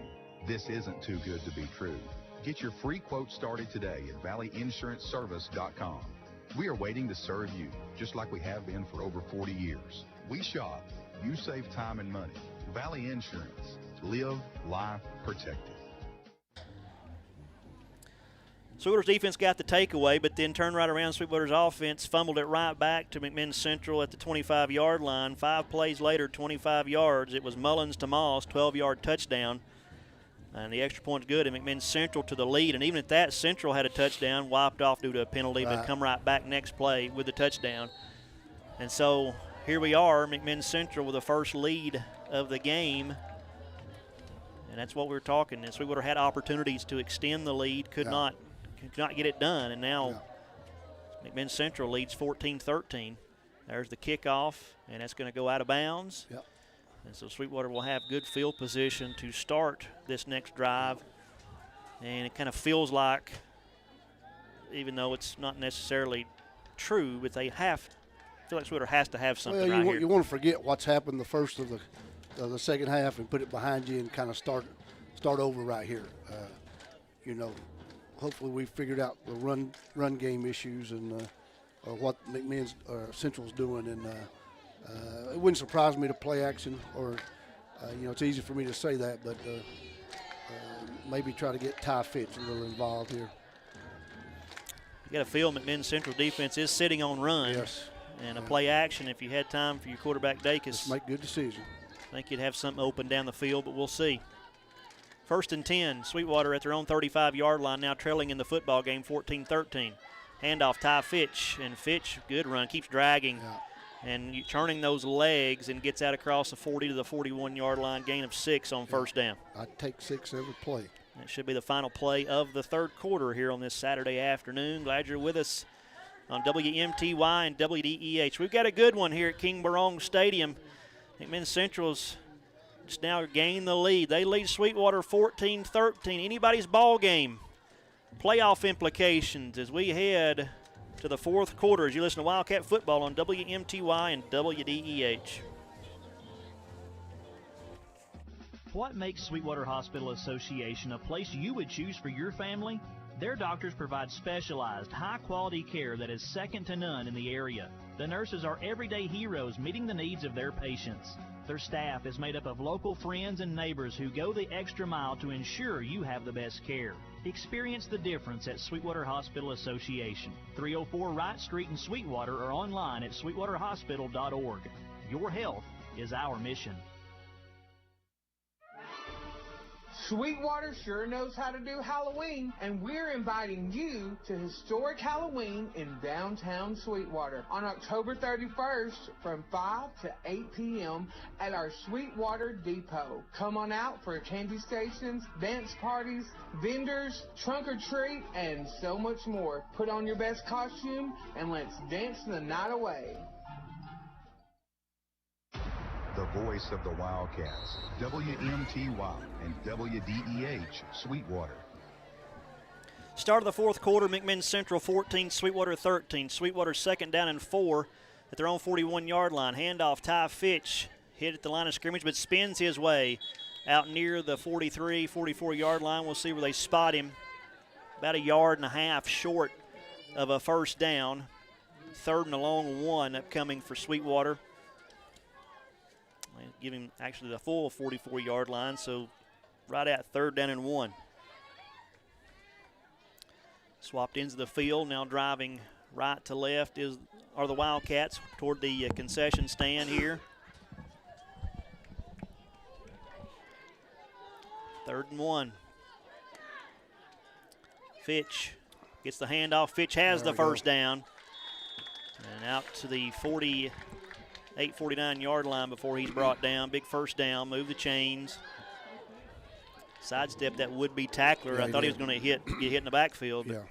Nice cut. That's where your line got to take over, and you know you got a guy back there that'll tote it and make a break tackle, so let's ride him. 1st and 10 at the 49. Misdirection, handoff Fitch across midfield, down to the 45 to the 40 to the outside, 30, 25, knocked out of bounds around the 21-yard line. Jake Gooden saving the touchdown. Big run by Ty Fitch. Sweetwater now deep in to McMinn Central territory. You know what you got in him, so.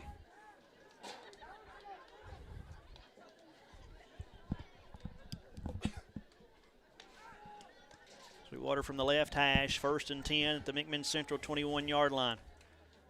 He gets it again, does Fitch. He's inside the 20 to the 19. Gain of a couple. So we're under 11 minutes to go in the game, 14-13. McMinn Central leads in this important Region 2-3A matchup against Sweetwater. If they can get the win, they clinch a playoff berth.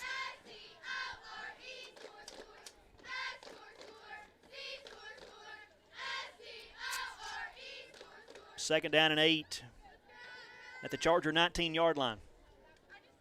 2 backs, Paris and Fitch. Fitch going to get it again. And Fitch down close to the 16. Gain of about 3. Mayfield on the tackle. Played a good game for Central. Yeah, he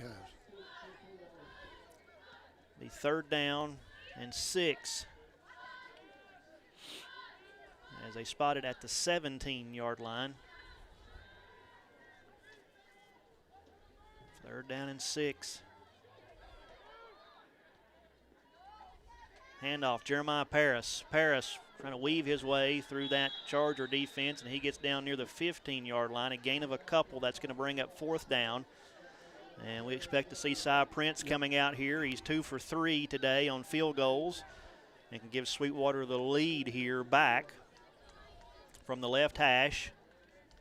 This is going to be a 32-yard field goal to give Sweetwater the lead, if he can drive it home.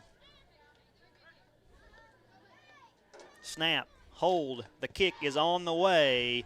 Bending, is it bend in the upright? No good, wide right. Pushed it. 9:13 to go in the ball game. Central hangs on to their lead after a missed field goal for Sweetwater. Score remains 14-13. I think he maybe tried to overcompensate there. If you remember, he hooked the last one to the left and then pushed this one. They had the distance. Yeah. It was just to the outside of that right upright. Yeah.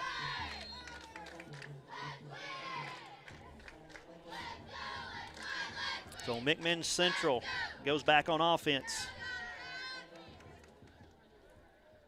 A little drama building here at King Brown Stadium. We wouldn't have that now. Full receiver set, and receiver comes around, give him a jet sweep. It's Gooden. Gooden out to the 25 to the 30-yard line before he's tackled. As that formation just bunched 2 receivers on each side and bring one around the jet sweep. Bring everybody in tight and then try to get outside. A flag down, though, for in the backfield around the 19-yard line. Probably a holding on the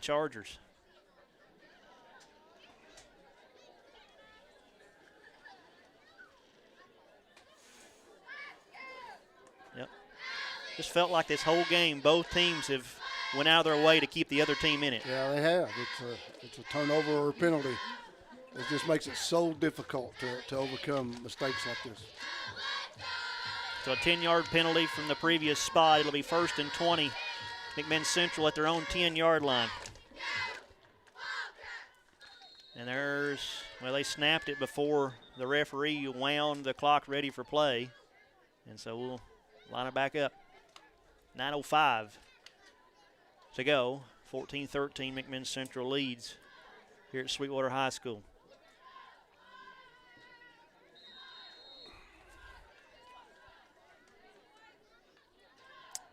There's a snap. Mullins trying to set up the screen to the outside. They get it to Moss. He's following his blockers. Moss with some room out to the 20, out to the 25-yard line before he's brought down. So he got the penalty yardage back plus some. And they've got a 2nd down and 5 upcoming. Big play on a 1st and 20. Yeah, another screen play. It's a luxury you've got when you've got those guys out there like that. Just get it to them quick and get a few linemen out ahead of them and let them weave their way up through there and gain some yards.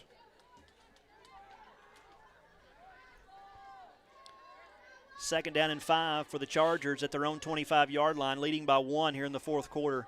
Mullins from the pistol. Going to hand to the running back, and he finds a seam. He's going to have the 1st down as he gets out to the 33-yard line on the carry. Samuel Miller. Yeoman's on the tackle. Dominic Yeomans.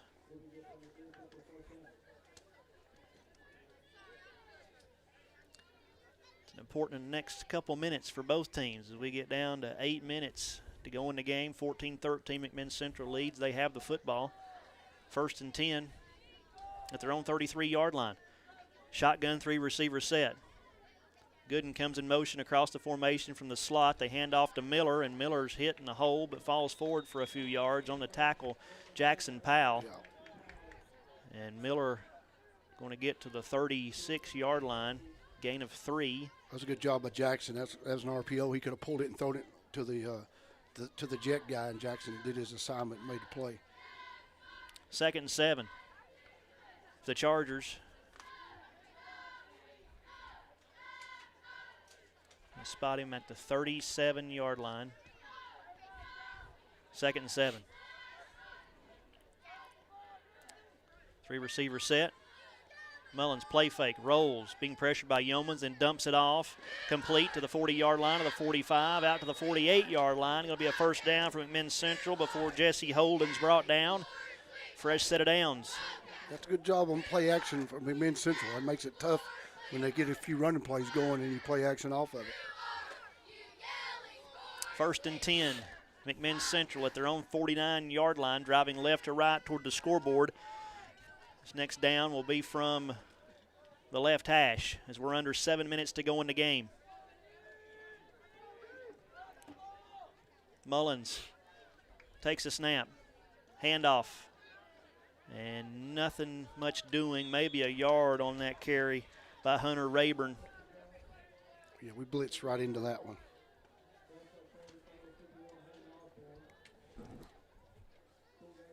Osborne in there on the tackle. 2nd down and 9 upcoming. Right at midfield for McMinn Central. Leading 14-13 as we're ticking down near 6 minutes to go in the ball game. An even matchup today. Thought it'd be a 50-50 game. So far has been. Mullins going to pull it down and run all the way, and Sweetwater defends that pretty well as he got down to the 40, near the 48-yard line, maybe a gain of a couple. Going to make it 3rd down, 3rd and 7. Big 3rd down. Big play right here.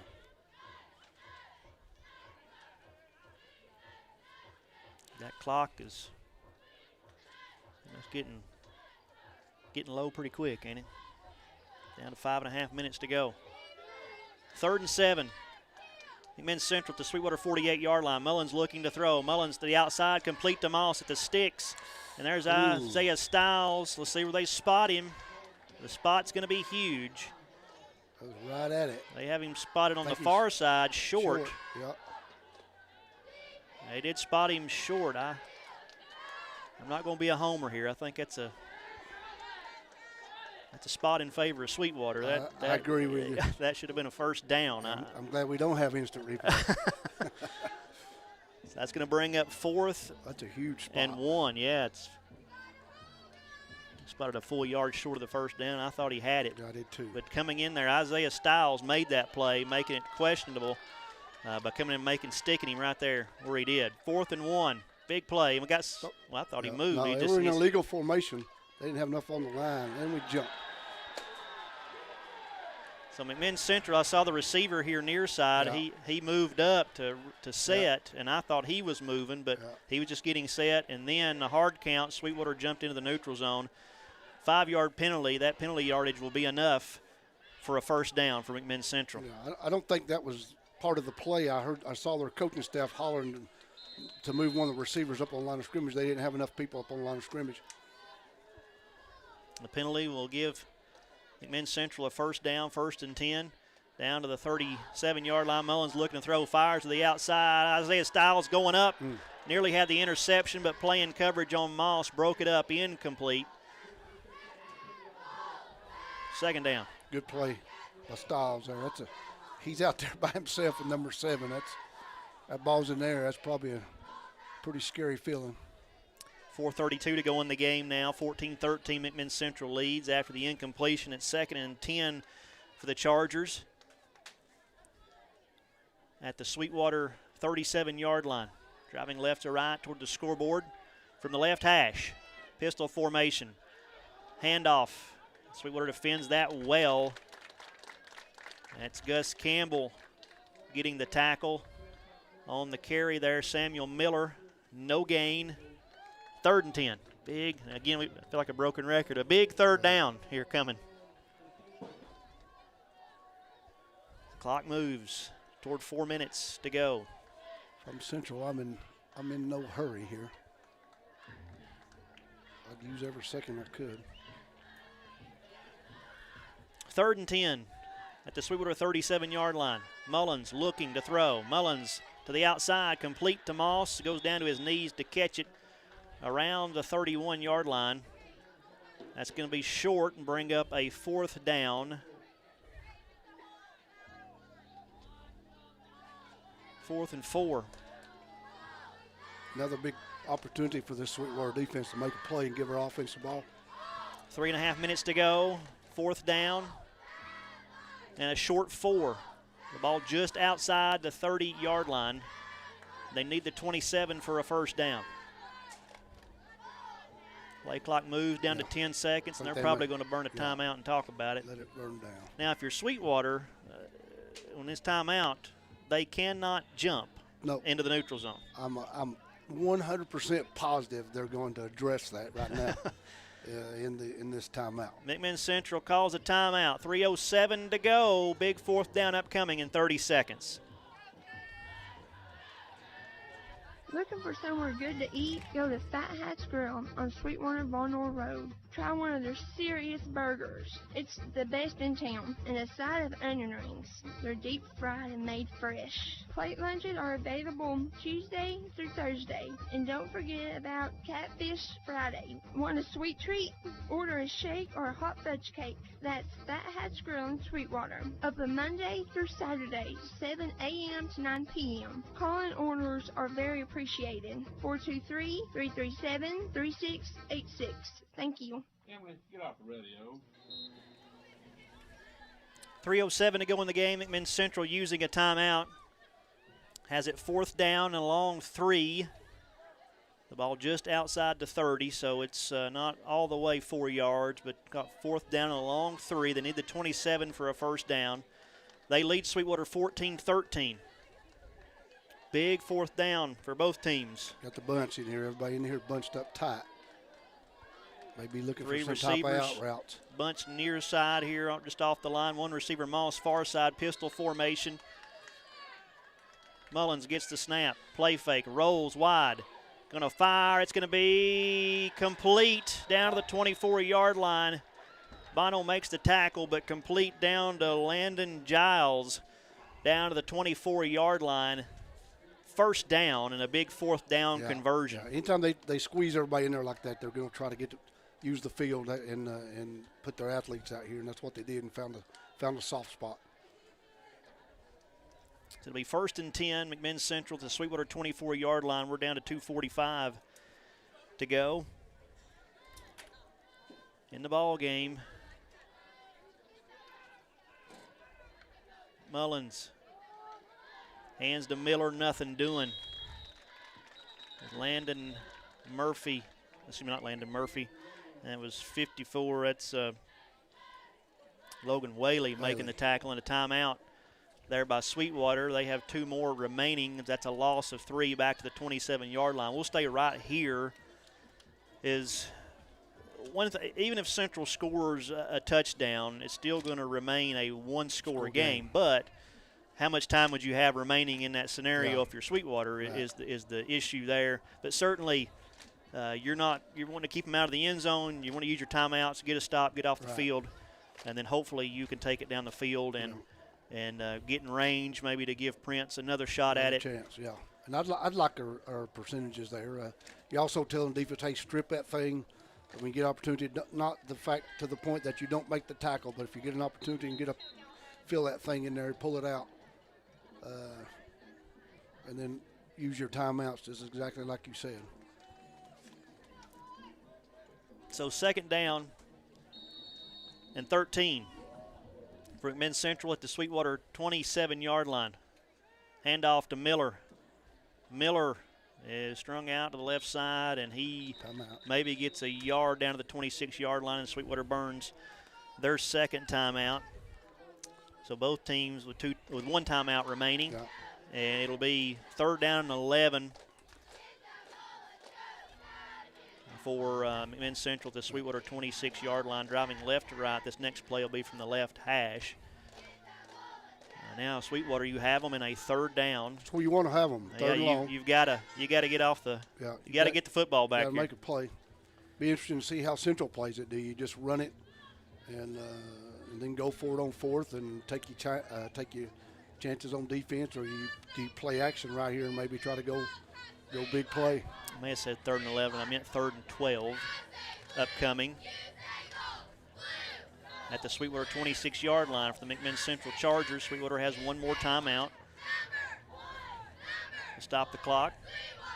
2:21 to go, 14-13. McMinn Central leads. Big Region 2-3A game here on WMTY and WDEH. Full receiver set. Mullins drops, looking to throw this time, looking for the end zone. It's going to be incomplete. No flags. Thought I might saw a tug of the jersey over there, Styles, but it was a good no call, or I'll say it was a good play, a no call that very easily could have seen a flag come out. It goes incomplete, though. Looked like that was at number 10 or 18 out there. It was either Gooden or Giles, the intended receiver. Falls incomplete. Styles, good coverage. 4th down and 12 for the Chargers at the Sweetwater 26-yard line. And there's the shot I was talking about. You take a shot, but also you stop the clock, which is to Sweetwater's advantage. Big 4th down, 4th and 12 at the 26-yard line. Central looking to throw, firing to the end zone. It's going to be incomplete, but a flag coming in. Oh, my. Wow. Oh. And I know the individual who threw it, and I won't say his name, just Wow. Who was that on the coverage? I think that's the time as an official, you eat that one in this part of the game. I don't know if that was enough or not. They're talking about it. Maybe they'll agree with me. Now they're looking at the side. They're looking where this will be marked off at. Be half the distance. If it's half the distance, then it may not be enough for a 1st down. It's not an automatic. It's pass interference on Sweetwater.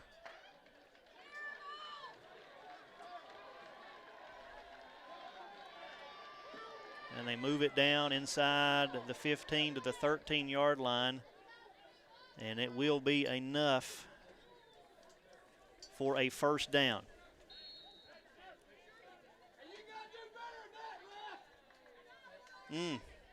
That's a tough one. Yep. So that'll make it 1st and 10. For McMinn Central at the 13-yard line.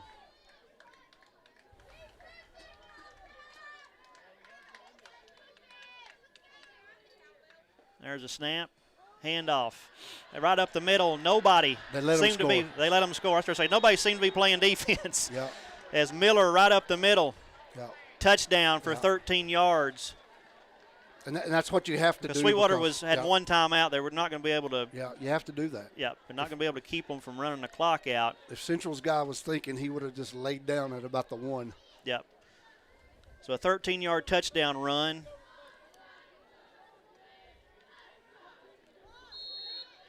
And it's hard. Hey, listen, I never scored one, so if I got in a wide open hole, I'd probably try to score 2. Yep. So Brock for the extra point.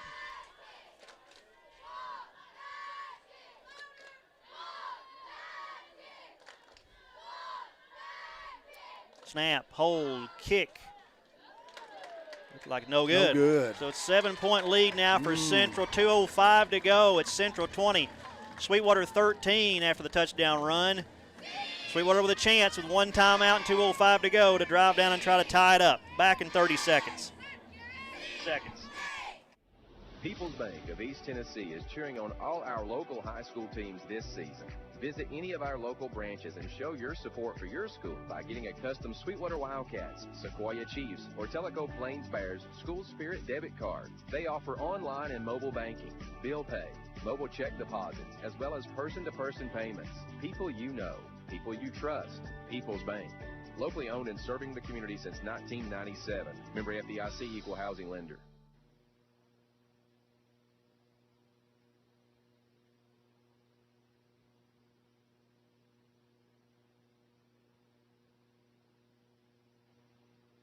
Back here, let's get some clarification on got Junior over there. Haven't asked Junior segment just during that break. I was getting nervous. I didn't know what to do. All right, so McMinn Central, Sweetwater committed the big pass interference on 4th down, which would have got the turnover on downs, but then to give them a Central fresh set of downs, then Sweetwater lets Central score. Central misses the extra point. It's 20-17. There's the ensuing kickoff. Get the football as Isaiah Stiles letting it trickle on the ground, has to fall on it at the 23-yard line. So 2:04 to go. It's now 20-13. Sweetwater has 2:04 and a timeout. Yeah, this is something they practice. So, you just have to execute, no penalties, be clean. Use your first down time on the clock. Use your sidelines to help you. And this is very doable. It was a big 12-play, 80-yard drive for Central that took 7:08 off the clock and got a touchdown. Got 6 points out of it. And so Sweetwater is 78 yards, 77 yards away with a timeout and 2:04. Dacus looking to throw. Out to Jeremiah Paris. Complete. Stiff arm, and he gets out of bounds at across the 25 to the 27-yard line. Let's get clarification on Junior on that pass interference, which says correctly. The line of scrimmage was a 26. Pass interference, half the distance to the goal, not the full 15 yards. Moved it down to the 13-yard line. Yep.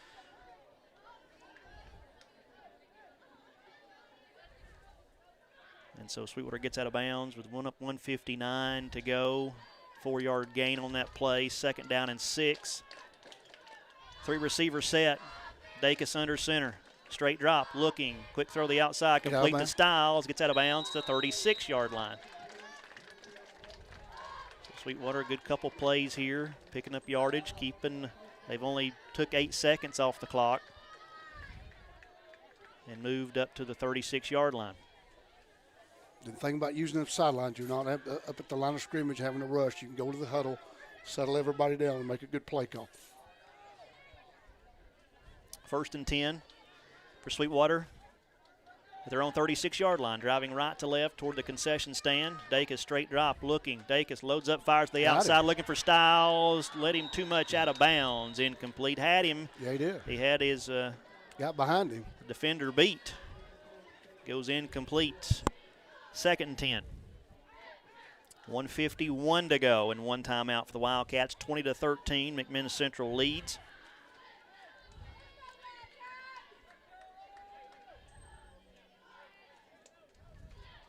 McMinn Central next week will end their season at home against Austin East, region opponent. Sweetwater at home against Scott. 2nd and 10, Dacus. Straight drop, quick throw, pump fake, being pressured, and now lets it fly, looking for Murphy. Overthrew him, incomplete. Murphy, as he jumped for that football, comes down limping just a little bit. 3rd and 10.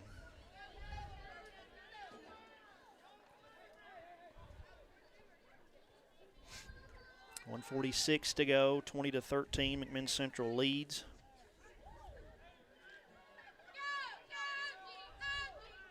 Three receivers split wide. Fitch in the backfield. Dacus under center, takes it straight drop. Being pressured from the backside, didn't see it. Lost the football as he was hit. It's picked up by the Chargers. Returned it to the 20, to the 15, to the 13-yard line. Big play by the McMinn Central Chargers. The recovery, number 44, Hudson Reed. That's tough for Nolan. It was blindside. He never saw it coming. Got him from behind. Big pressure from the backside. I didn't see who got the hit that dislodged the football, but then Reed scooped it up. And then we have an injured player down on the field. 1:37 to go in the ball game, and there is a turnover. So now Sweetwater had 4 takeaways, so it's +4 in that category in the ball game, but now they've turned it over twice. And that one, a big one. Yeah, it's a big one. And that pretty well will finish it off. Sweetwater has 1 timeout, but in 1:37, Central can kneel it out. Unless something crazy happens. But you never know. That's why you got to finish it 1:37 left.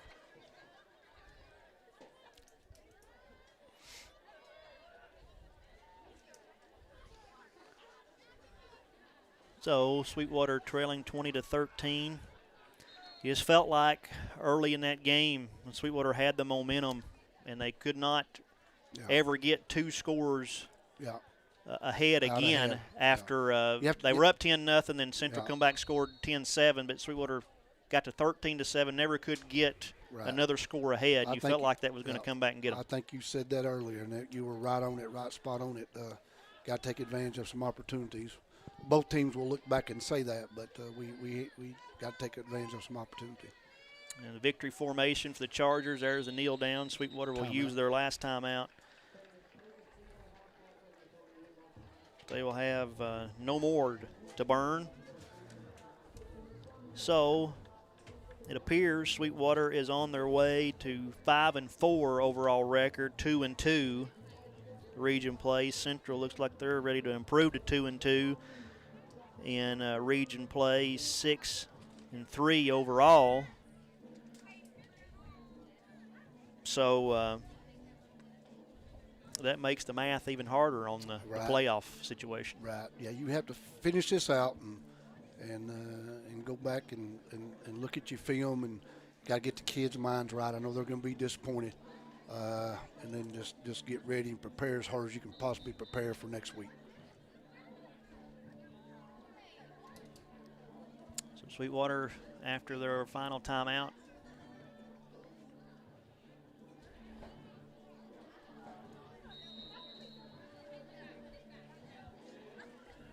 Central take another knee. Down to 90 seconds to go. And play clock is at 30 right now. Got 1:21 on the clock, so it'll get it under a minute. Kneel on it one more time, and still he might come a few seconds short on 4th down. Central is obviously going to let it tick down as far as they can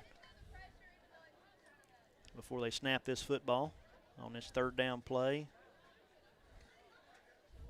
Snap, there's the kneel down coming at 51 seconds, so they can run it down to 11 seconds before they have to snap this 4th down. So Sweetwater possibly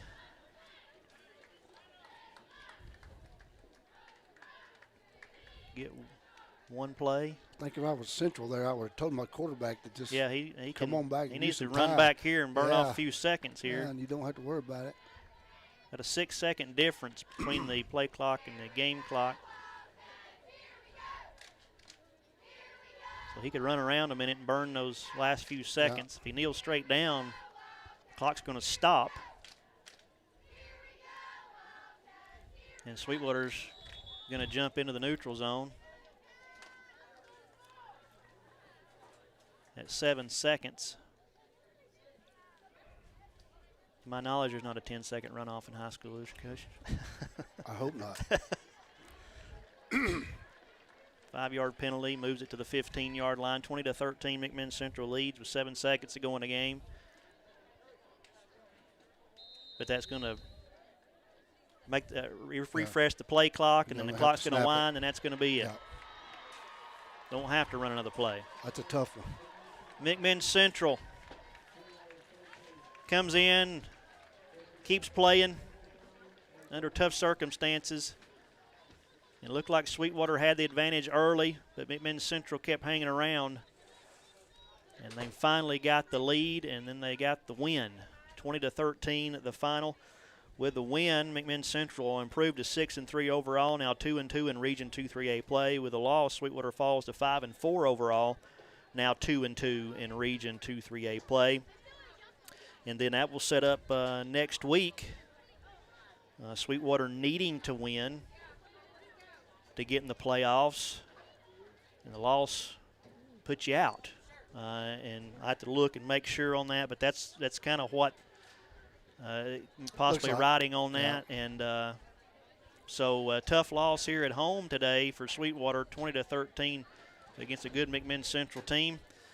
And that is your final score. 20-13, McMinn Central gets the win. We're going to step away for a timeout. We come back. It'll be the Wildcat Wrap-Up Show by Jackie Jones Ford. We'll recap today's action, have final game stats, talk to the head coach of the Wildcats, Tommy Bunch, and select a Domino's Player of the Game. McMinn Central wins 20-13.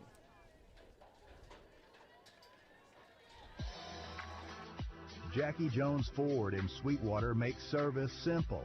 Got a recall? Our mobile service team comes to you. Just call Caleb at 423-337-5066 to schedule. Need regular service? We'll pick up and deliver your vehicle. No hassle, no waiting around. We do it all and keep you updated every step of the way. Convenience, reliability, and service you can count on. That's Jackie Jones Ford of Sweetwater.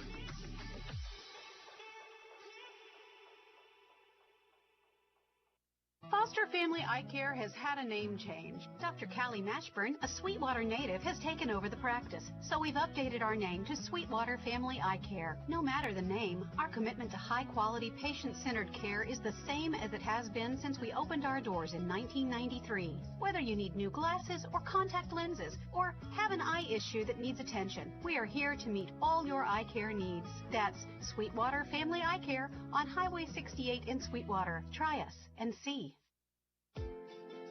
Looking for good home cooking right here in Sweetwater? Come to Sweetwater Crossings. We're serving up hot breakfast and hearty lunches Monday through Friday, 6 a.m. to 2 p.m. Enjoy daily specials like smoked sausage and sauerkraut, cube steak and gravy, meatloaf, chicken livers, beef stew, country fried steak, plus fresh vegetables, soups, and homemade desserts. We've got pies and cobblers, just like Grandma made. Sweetwater Crossings, where friends meet and nobody leaves hungry.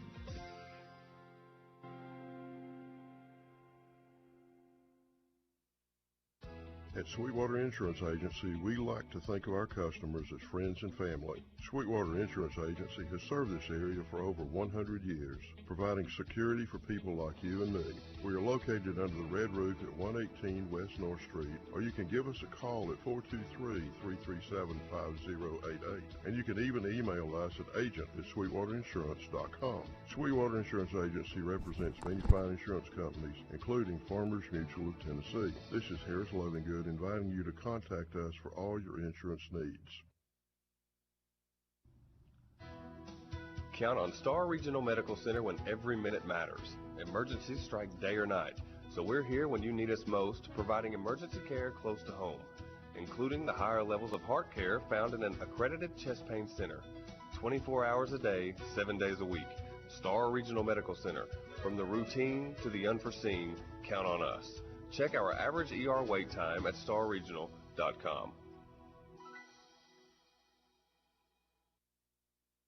This broadcast is a copyrighted production of Horn Radio, LLC. Any use of this broadcast without the consent of Horn Radio is prohibited.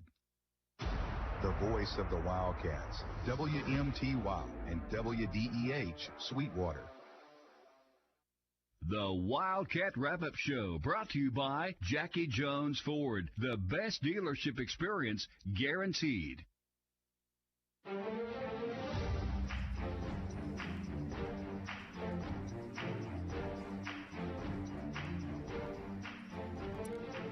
The Wildcat Wrap-Up Show brought to you by Jackie Jones Ford. The final here from King-Barong Stadium.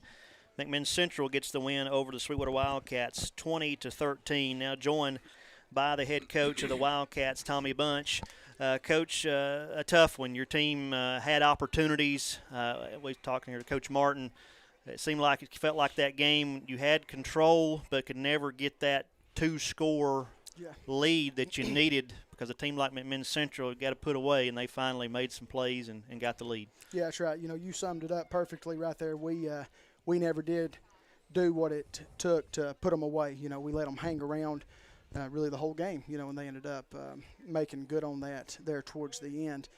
You know, and, you know, that's what we talked about at halftime is, you know, we're up, but we all had a bad taste in our mouth because we should have been up more than what we were, you know, and some of that, really all phases of the game, you know.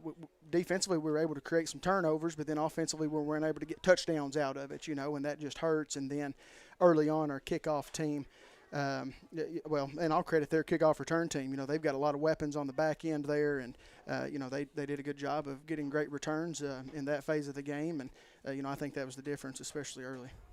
So what do you say to your team? They played well in a lot of phases. What's some positives you take? I know it's hard, a loss like this. You don't want to no moral victories, but what did you like about your football team today? I thought we played pretty good defense. You know, I thought we tackled well. Thought we rallied to the football. Thought we got lined up.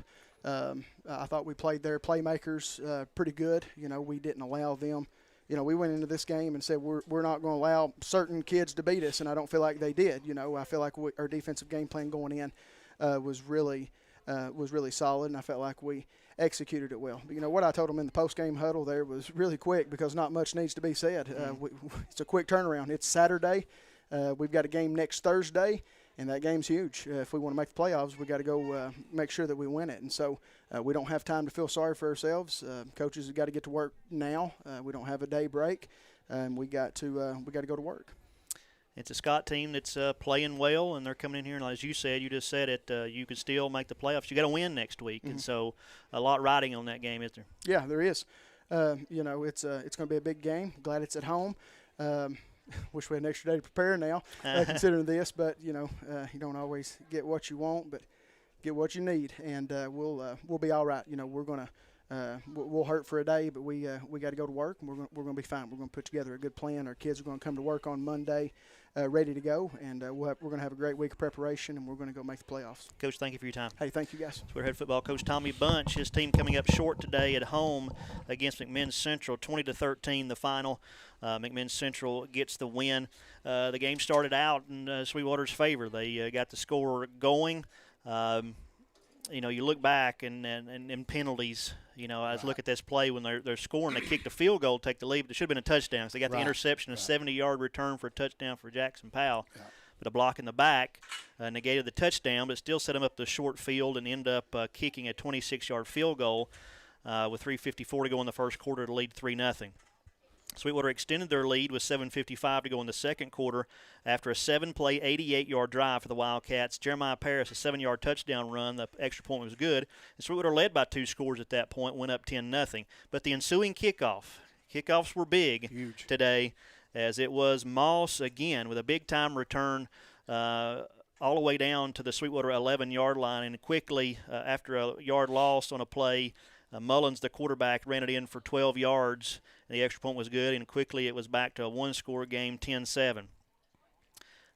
Sweetwater felt like really good there at the half. 11-play, 53-yard drive, and with just a few seconds remaining in the half, it was a 25-yard made field goal by Cy Prince, and Sweetwater led 13-7 at the half, and then was going to get the football to start the third quarter. Third quarter, that they wasn't able to double dip, as we talked about, Coach. They couldn't take advantage. And then McMinn Central in the third quarter, it was Mullins to Moss for a 12-yard touchdown pass. The extra point was good, and the Chargers took the lead for the first time in the game with 25 seconds to go in the third quarter, 14-13. And then there, Sweetwater felt like they had to stop on a 4th and long, a pass interference call. Yeah. Moved it down to the 13-yard line in a fresh set of downs. Sweetwater let McMinn Central score in order to try to get the football back and have time. Central scored on a 13-yard touchdown run by Miller. The extra point was missed. It was 20-13. And then Sweetwater, from that point, they turned it over. It was a hit on the quarterback, Dacus, fumbled it, and McMinn Central recovered. Yep. And McMinn Central then able to run the clock out and win 20-13.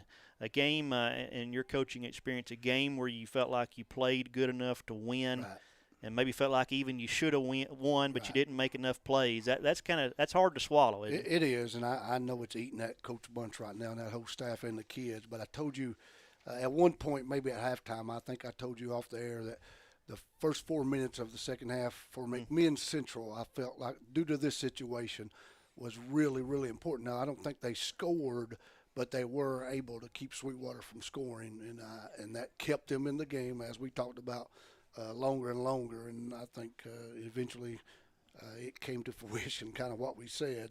Some of their guys could make some plays eventually. 20-13 the final. McMinn Central defeats Sweetwater. As you listen to the Wildcat Wrap-Up Show, brought to you by Jackie Jones Ford. We're going to step away for another timeout. When we come back after the break, we'll have final game stats. We've still got to select the Domino's player of the game as well. McMinn Central defeats Sweetwater 20-13.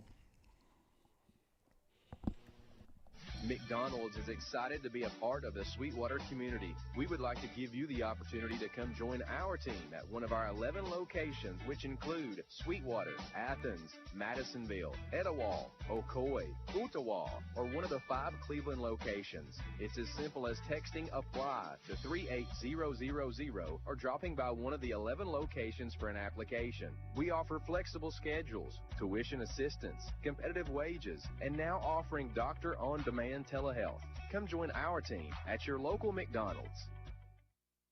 We've got everything you need for building and remodeling. Valley Building Supply. Like cabinets, flooring, electrical and plumbing.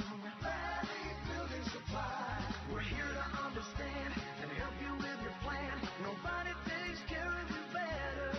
The right people and materials will bring them all together. If you need it for your house, inside or out, go to Valley Building Supply. Good service, great price. Check us out online at valleybuildingsupplytn.com. Are you looking for a new healthcare provider close to home? Chota Community Health Services is excited to announce 3 new primary care providers right here in Monroe County. Dr. William Davies and nurse practitioners Kara Collier and Era Ford are all accepting new patients in our Madisonville office. Please call 423-442-2622 to schedule an appointment today. No matter who you're rooting for, you can always count on the winning team at Volunteer Federal, a strong, friendly, full-service bank that's been making mortgages locally since way back in 1974. Our friendly professional staff is always ready and willing to help with your financial needs. And with convenient branches in Sweetwater, Madisonville, Von Orr, and Tellico Plains, we're just around the corner at the home of better banking. Come home to better banking at Volunteer Federal. We're Monroe County's oldest locally owned bank. Volunteer Federal, member FDIC, and equal housing lender. I'm Scott Wilson, principal broker and owner of Realty Executives Main Street in Sweetwater. We are the true area experts in real estate. Our knowledgeable team will assist you in selling or buying your next property. We provide hard work and attention to detail to make sure we deliver the results you're looking for. Contact Realty Executives Main Street today. We're located at 307 North Main Street, Sweetwater, or call 423-836-9494.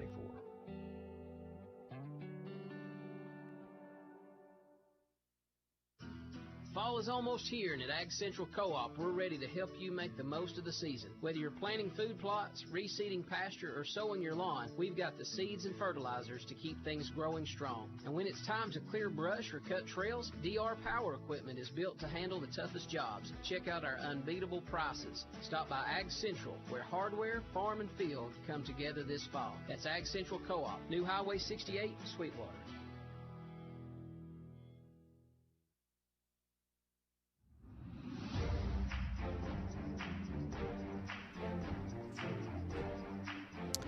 Wildcat Wrap-Up Show brought to you by Jackie Jones Ford. Sweetwater losing a tough one here at home today to McMinn Central, 20-13. Of course, we're Wildcat Radio, we're Wildcat guys, but you got to feel good in the scenario for McMinn Central getting a win in that particular situation.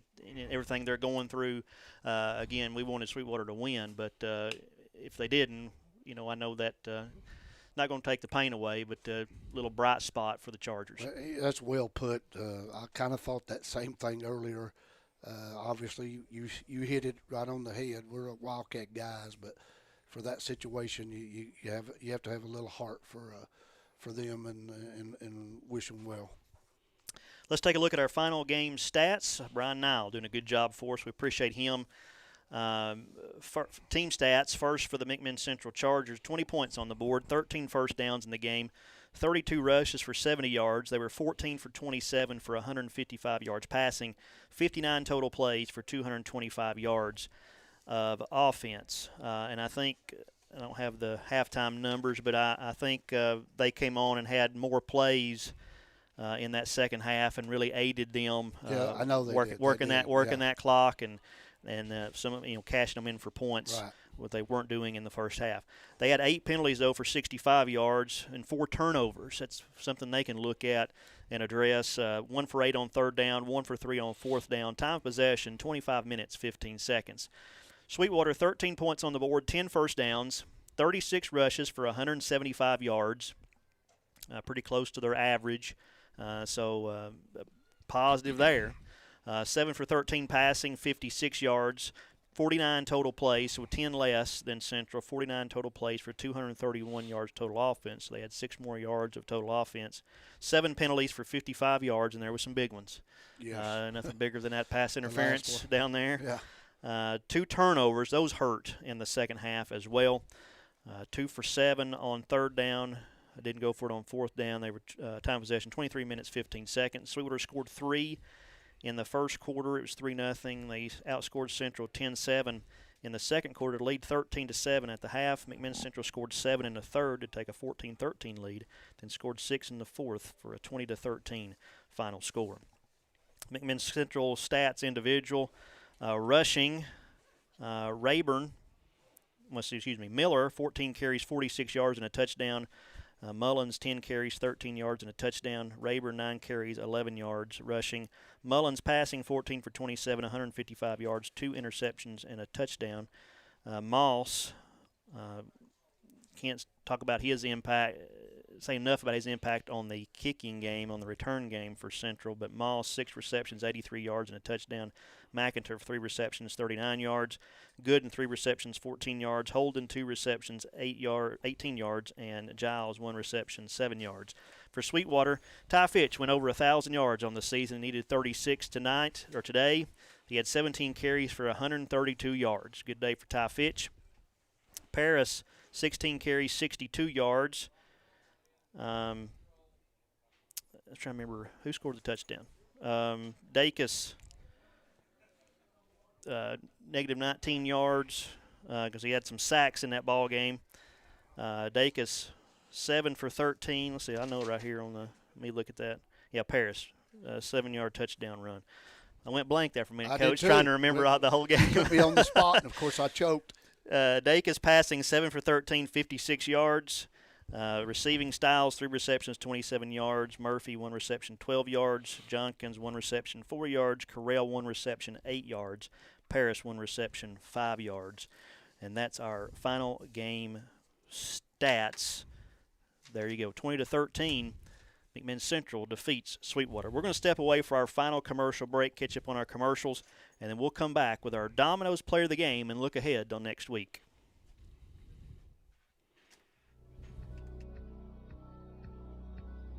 Hey, Sweetwater, it's Dominic from Domino's, and it's time!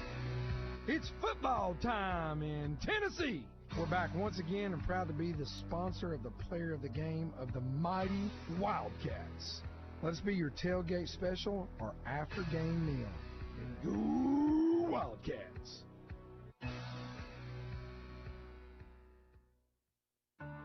Hi, this is Jim Fairweather, owner and founder of Fairweather Financial, and I am proud to be a sponsor and supporter of the Sweetwater Wildcats. A good game plan is key to athletic success, and the same is true with financial success. At Fairweather Financial, we can work with you to build a personalized financial game plan. Give us a call, stop by the office in downtown Sweetwater, or check us out on the web. Go Wildcats! Fairweather Financial. Securities offered through LPL Financial, member FINRA SIPC. The staff at Napa Auto Parts in Sweetwater would like to thank their loyal customers for supporting their business for all these years. Napa Auto Parts has proudly served Sweetwater and the surrounding area since 1973. Owner Scott Skinner and his staff have the expertise to help you find whatever part you need. They have the know-how, the Napa know-how. Stop by and see your friends at Napa Auto Parts on Main Street in Sweetwater, or call 337-3555.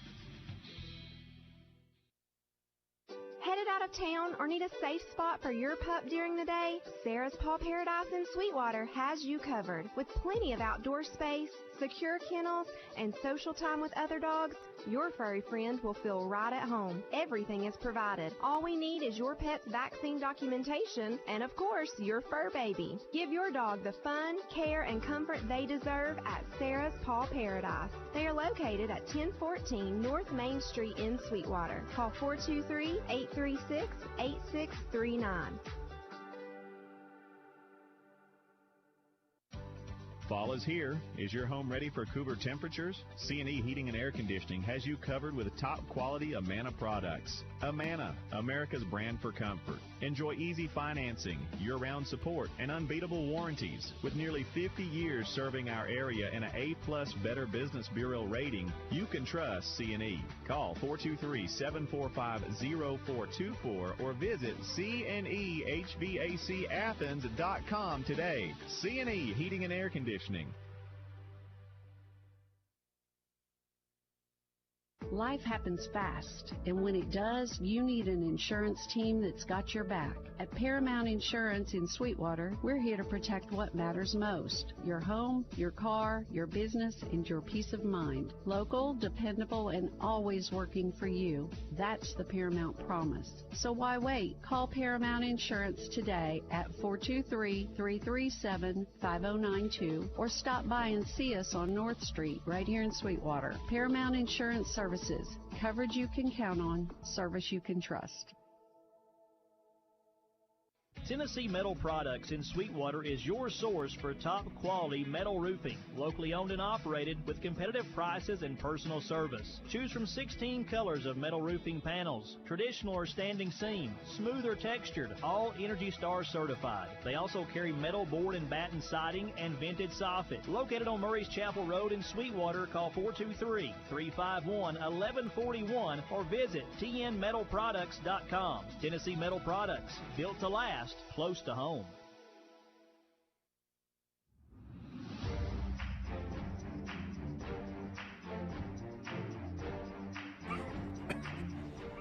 Wildcat Wrap-Up Show brought to you by Jackie Jones Ford. The final, McMinn Central defeats Sweetwater 20-13, and that sets up for Sweetwater a must-win next week if they want to be playoffs. So you want a scenario, if you win out, you could possibly host a playoff game.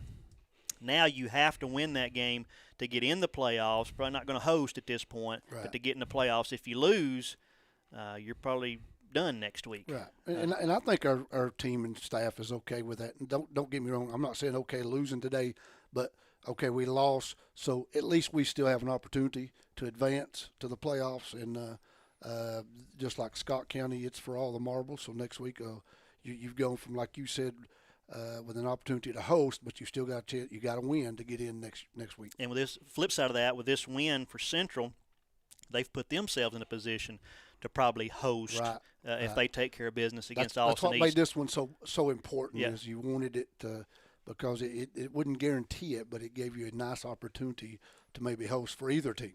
So again, McMinn Central hosting Austin East next week. Sweetwater hosting Scott for 2 big region games to again put the final math on those region playoff positions. And so we'll be here. We'll have the broadcast for you. But one last item for this game, we need to pick a Domino's player of the game. And it's one of those games where several people could have gotten it, but a gentleman who could have made an argument to have gotten it last week, he played well again. He's stripping the football machine. I think he had a strip today. Yeah. He had an interception return that actually went for a touchdown but was called back. But the interception stood, and that set up Sweetwater's lone touchdown of the day. So today our Domino's player of the game is Jackson Powell. Yeah, and he that's funny you say that. I saw that kid all summer when I would walk out here. I saw that kid running with a weight vest on all summer, and his body has held up, and he's in good condition, and he's been playing really well. I've watched about all the games, and he's involved a lot. So that shows you right there. Just keep working hard. Congratulations, Jackson Powell, our Domino's player of the game. Sweetwater loses a close one today here at King Barong Stadium to McMinn Central, 20-13. And with that, Sweetwater falls to 5-4 overall, now 2-2 in region play, and they will have the Scott Highlanders coming in here next week. And Sweetwater, that's a region game, and Sweetwater needing to win that to get in the playoffs. And so more drama next week here. And that will be a Thursday night game. That game was originally scheduled for Friday, but Friday's Halloween. So they've moved that. I don't know if that's why they moved it, but they moved it to Thursday. And so that will be a Thursday night game. So a quick turnaround for the Wildcats, but a big one against Scott here Thursday night. Yeah, we need to get out and pack this place up and support these guys, and because it is a survive and advance deal now. So, once you get in, you don't ever know what's going to happen. So let's just try our best and give our coaches and our players the best opportunity to get in as we can. So we'll have the broadcast Thursday if you can't make it, or listen to us while you're here in the stands. Sweetwater hosting Scott for the final game of the regular season, trying to get in the playoffs. Our coverage will begin at 5:45, kickoff 7 o'clock between Sweetwater Wildcats and the Scott Highlanders. You can catch it here on WMTY and WDEH, and we'll have live video on YouTube. Sweetwater falls to McMinn Central 20-13. That's going to do it for our broadcast today. Thank you to our sponsors who made it possible. Coach Martin, thank you. I always enjoy it when you get to join us. It's fun, and we appreciate it. You always do a great job. Well, I appreciate it. Appreciate you asking me. I enjoy it. So for Mike Martin here with me, Brian Nile, our stat man, we've got Kara Day running the camera for us. Appreciate her. We've got Jacob Keener back at the station running master controls. I'm Brian Birchfield saying good night, everybody. The Wildcat Wrap-Up Show has been brought to you by Jackie Jones Ford, the place to go to buy or sell your vehicle.